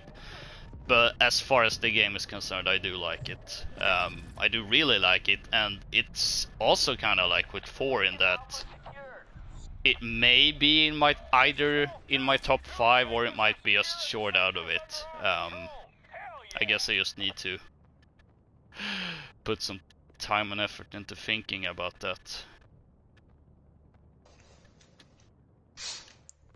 I'm trying to think. I may have only played 5 Battlefield games, so well, then it's like, then it's easy for you. Because let's see here. I've played 3, 4. I've played every game since 3. Let's put it that way. That's pretty easy. So it's 3, 4, Hardline 1, 5, 2042. So that's 6. That's 6 games. I don't think I left any out. Let's see. 3, Did I leave 4, any out? I don't think so. Hardline.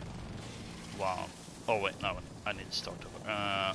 3, 4, Hardline 1, 5, 2042. Yeah, that is 6. It seems like there's supposed to be more than that because DICE did 2 Battlefronts in between. So, but you know, they're not. They're Battlefront. They're Star Wars Battlefront games. They're not Battlefield games. So, I think my top 5 would probably be 4 at the top.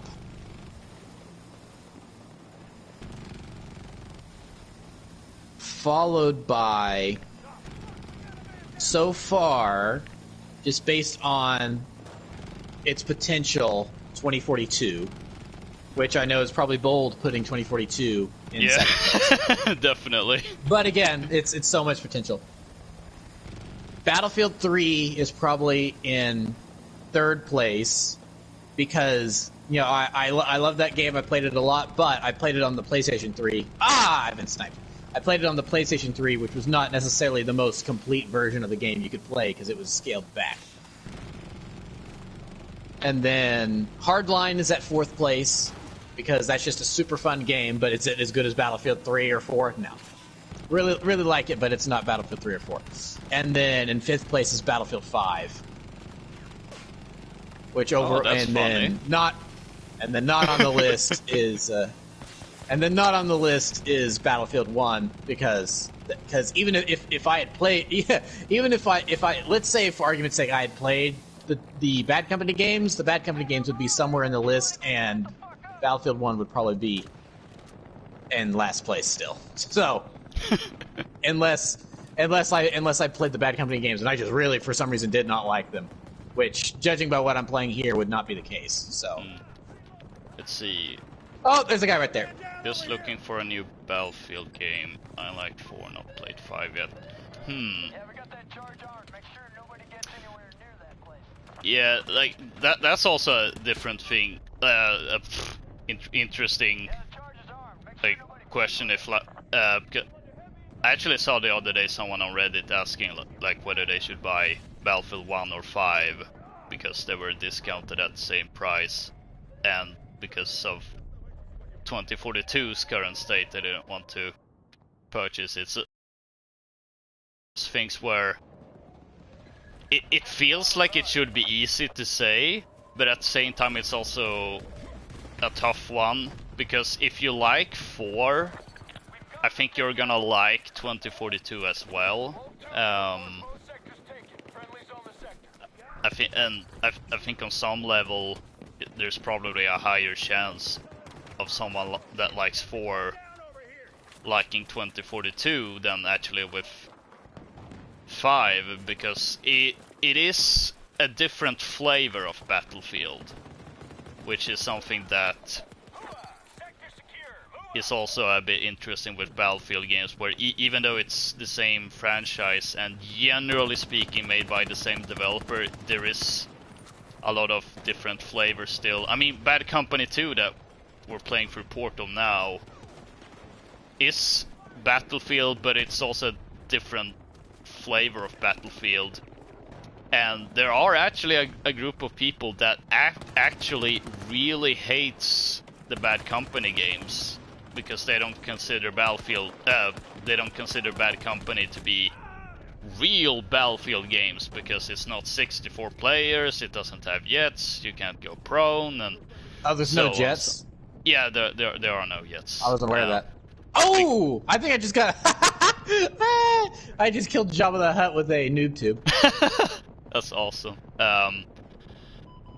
Because the Bad Company games were primarily developed for consoles. So Because Bad Company 1 wasn't even on PC, I don't think. Yeah. Which is also... I think that group Oh, of no people... prone, no prone, no prone! Yeah. Ah, I don't like that, no prone! Yeah, it is a little annoying and quite jarring by today's standards. I definitely agree with that.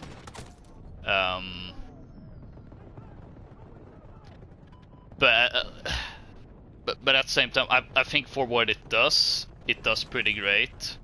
And same with, I mean, pretty much all the Battlefield games. Like the reason why I personally like 5 a lot more is because it does cater more to the flavor of Battlefield that I might be more biased towards. And as far as like 2042, like there might be more stuff about it that I may not personally like, but as far as like what it does in being this more open sandbox in the vein of Battlefield 4, I do think it does that pretty great. And 5 might be a more, I guess, immersive experience that might be a bit more limited, but it is great in that regard.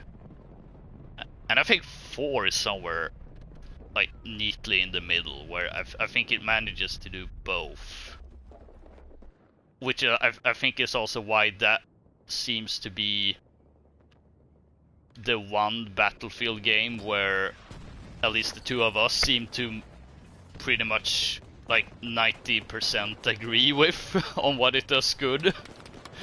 Based on our discussions about different Battlefield games and having played all the Battlefield games. Yeah, discussing Battlefield, it is interesting because we do have some differing opinions on what we like in the series. No, come on, no! Ah, I tried to defib a guy. It didn't work. Can you kill people with defibs in Bad Company 2? Because if not, then that was really stupid of me.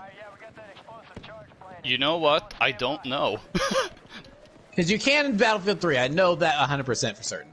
But I think it should be possible, but I'm not sure if I've ever done that myself. So and I'm not sure I've seen anyone else. So I'm not sure I can really answer that question. Wow.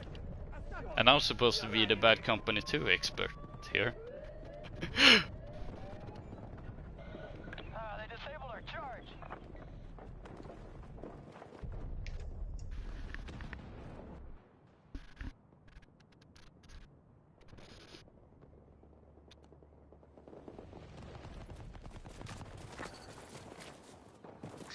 anyway, so yeah, it is interesting that we do both enjoy different aspects of Battlefield. And so we have slightly different lists because of that.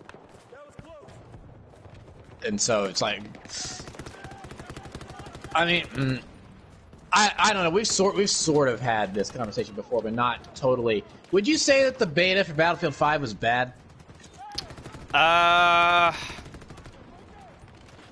No, but I'm also hesitant to give a more in-depth opinion about it, partially because I honestly don't remember a lot of that, and also because I don't think I put a lot of time into it.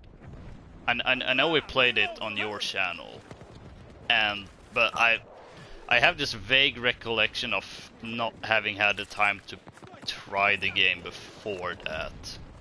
and then I remember only playing like one session of it afterwards.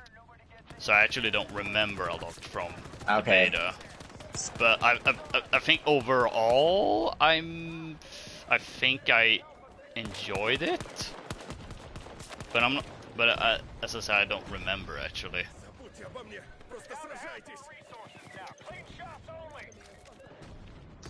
Because I don't think the beta. I mean, it worked on a technical level. It worked, but the game modes that were offered, and then the revive / time to spawn time was super long. It was like Battlefield Hardline levels of long, which really, and especially with the modes available, really did not help with that. With it, so I don't think it was. While on a technical level it worked, I don't think it was a great first impression, which turned me off of buying the game because, I mean, the core gameplay I thought was fine, but it was that it takes so long to spawn in. That is really annoying.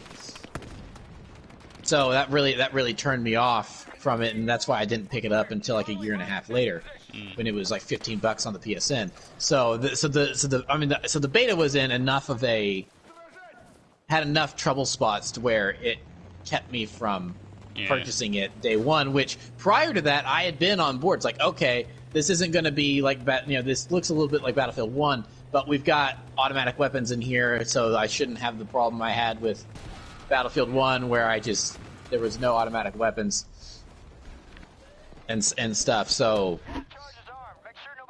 So I was really on, especially just like the gameplay that they were showing at like E3 and stuff. I was really on board for it. It's like, all right, hey, this looks fun. I'm on board for this. It just looked really good. Like it looked really fluid, I think is a good way to put it. With some of the stuff that they had going on in that trailer. But then while it was very fluid and it felt good to shoot stuff, it's like but it takes so long to spawn. That really turned me off. So the beta definitely had, but. Then this is part of the discussion I do remember is that then in the final game when it did come out, that takes so long to spawn issue wasn't a thing. They had tweaked that from the beta and it was never an issue. So it's kind of like, so I'm kind of like the people that didn't get 2042 based on how janky the beta was.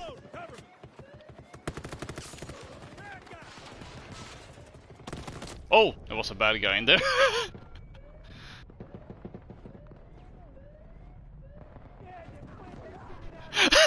The blueberry didn't know how to knife him. He tried. He really tried. Oh.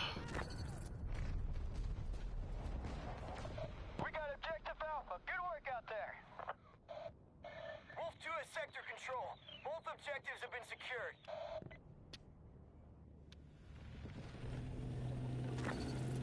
Dun, dun, dun, dun, dun, dun, dun. So just a note, when we're done with this, I'm going to need to be done. Okay. So as we we're out of bounds. Okay, so as we march towards the final set of objectives here, we probably need to be wrapping up. I mean it's your show, so I guess you can keep going without me. But hang on a second. There's a person hiding in this shed. I got him. There we go. There's no longer a person hiding in this shed. Excellent news.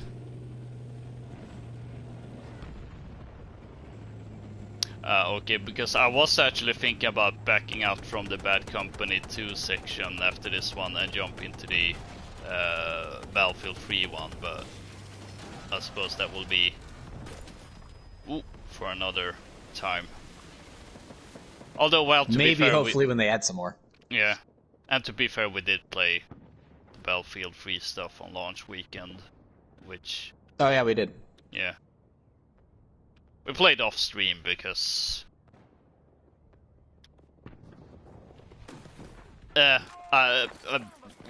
we hadn't really properly discussed on what form playing 2042 was, so I think neither of us had really prepared.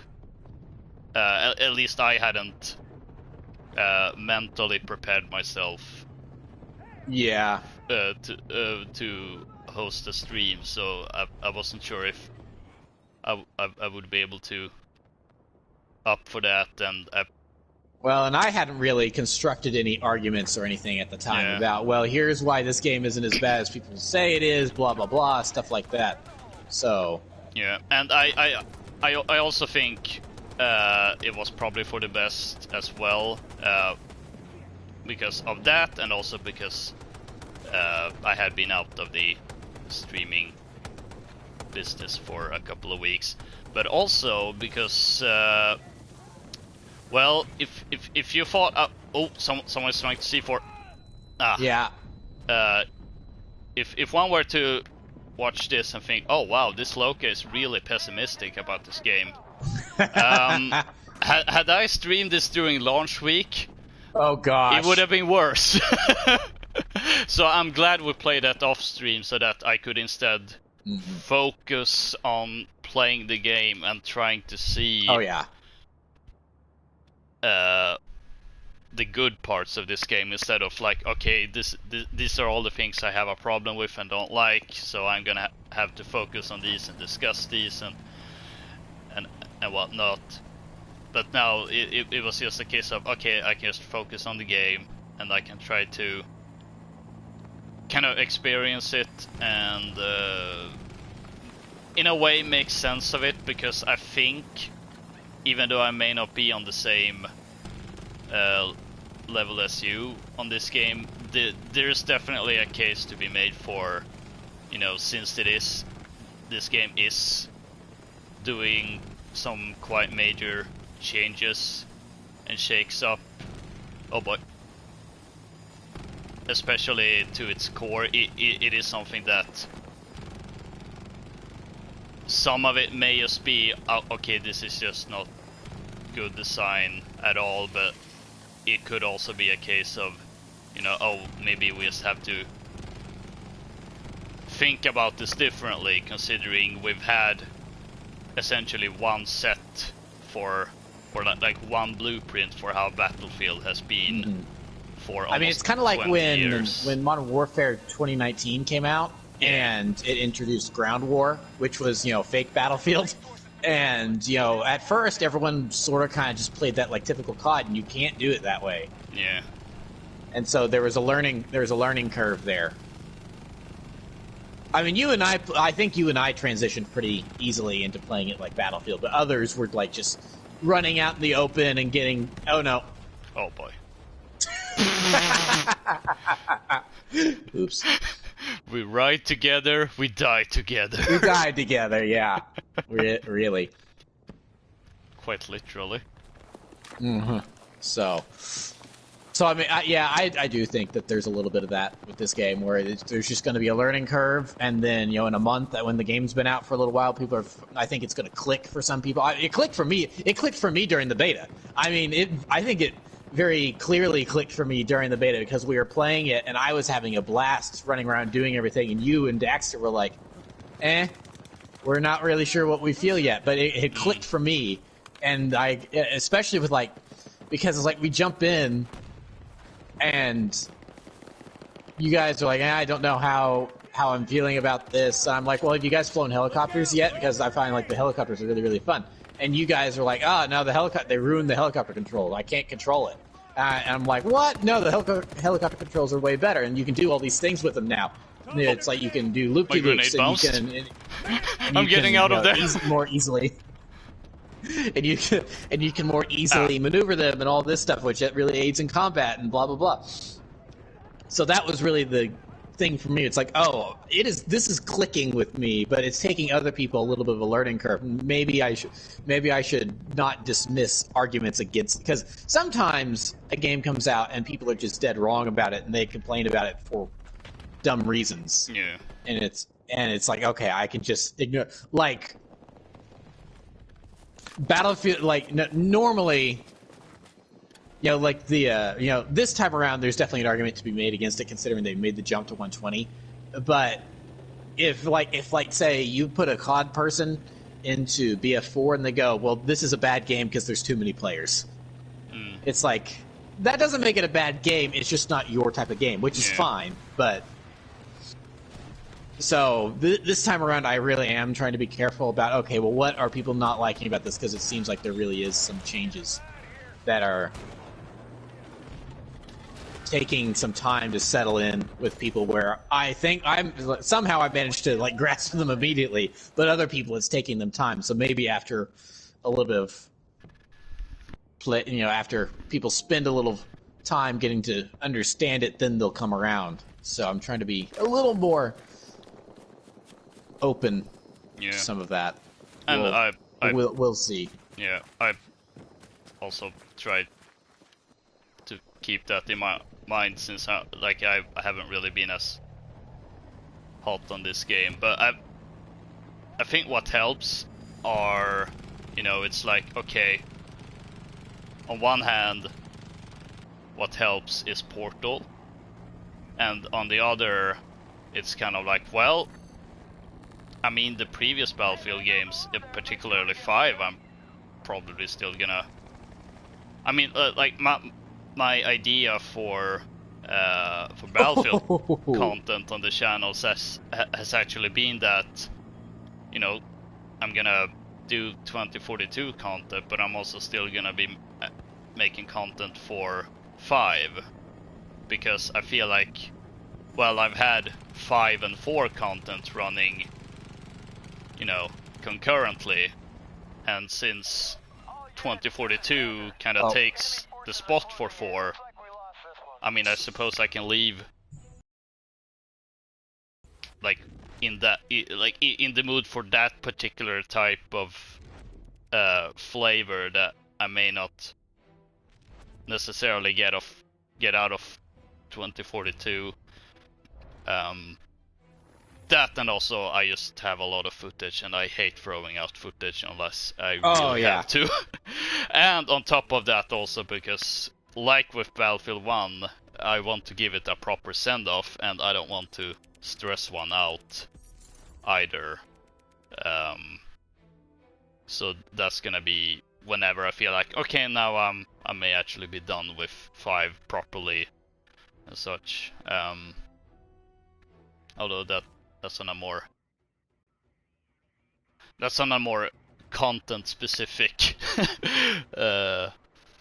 thing. Answer.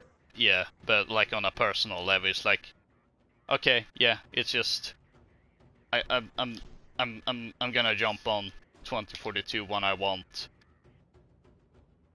the type of flavor that it offers, and when I want something a little bit different, I just either jump on to Portal, which is just a few clicks away, or just play a different Battlefield game. Which I feel like, I think that works. There is no shortage of options when it comes to playing Battlefield games on this system. Yeah. So. Absolutely. Especially now with thanks to Portal. I don't have to plug in my PS3 is plugged in, so I could just boot up Bad Company 2 or Battlefield 3 whenever I wanted to. But I might prefer to do it with Portal anyway, because it flows a little better running on the 2042 engine.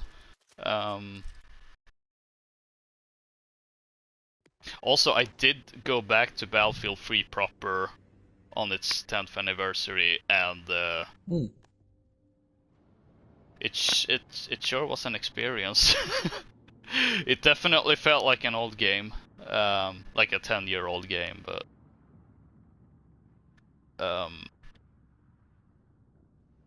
I think a lot of my thoughts about that game just comes down back to the fact that I played the PS3 version. Like jumping into the Portal here, it almost feels like a different game, just having the 64 players, which is that's great. Like 2 extra objectives on certain maps and stuff. Yeah, it's quite different. And double the player count. Twice the objectives, double the players. And that's a poor paraphrase of a Star Wars quote. But yeah, that will be it for this Battlefield. I was gonna say Battlefront. Battlefield 2042 for Weekend at Loka's. Yeah, we've had some good discussion while also mainly focusing on the all-out warfare aspect and a little bit of Portal. I think ideally I would have liked to maybe on stream kind of do what I did for Vanguard, where I try to play the multiplayer and zombies. Because we still haven't played any Hazard Zone. No, we haven't. We're going to after Warzone next weekend. We're just going to have to forcibly have a sit down and do Hazard Zone and play it together. Because from the little bit I've played on my own, it's like, okay, this is fine. It's whatever. So I don't know. Maybe if you're working with someone in an actual squad and communicating, it's different. But yeah, that does seem to be the case. But yes, next week, as was brought up, will be Warzone focused with the new Caldera map. That's definitely gonna be an interesting one. So yeah, that's for next weekend. I'm also potentially thinking about doing Season 1 for Vanguard as well, to kind of just get it out of the way, but at the same time I streamed it last weekend, and I don't know, and then there was the Ace Combat 7 stream I didn't do yesterday because I was way too tired to stream. So, but at the very least, some Warzone next weekend, and yeah, I talked a little bit about, you know, there's outside of potential streams, there's also gonna be videos for 2042. I have one up. I am gonna start working on episode 2. That's gonna be out either next week or next weekend. But if you want, say, a little sneak peek of that and just more Battlefield 2042 content, you could go to Apprentice 1215's channel, who has joined me today. I get. What do the Nopats say when they leave? Give us food. Because it's like, welcome to paradise, Nopats to start with. I'm like, what do they say? What do they say when they leave? Oh, I know what they say. I don't know. I think I may have pulled something back there. What a time to be alive. Yeah, what a time to be alive. That's the only thing I can think of. But yeah, so do check out the channel if you want more Battlefield content, but also primarily if you're into Lego stop motion content, and just Lego stuff in general. Although I might do a little sneaky one and do a Lego video on my own, but that's all I'll say for now. Anyway, yeah, that's don't forget to rate, comment, subscribe. Although I don't know, can you still dislike stuff? Or is it just that you can't see? You can still dislike stuff. The number of dislikes is just not visible, except to the creator, which really debunks their whole argument about, well, we don't want to hurt creators' feelings, so we're removing the numbers. But the creators can still see the numbers. It's just when it's on the public page, the number is not there. So it's like, YouTube is dumb. Yeah. You can also follow me on Twitter at LokaCola. A link is in the description down below. And until next time, I'll see you on the battlefield whenever I play Battlefield.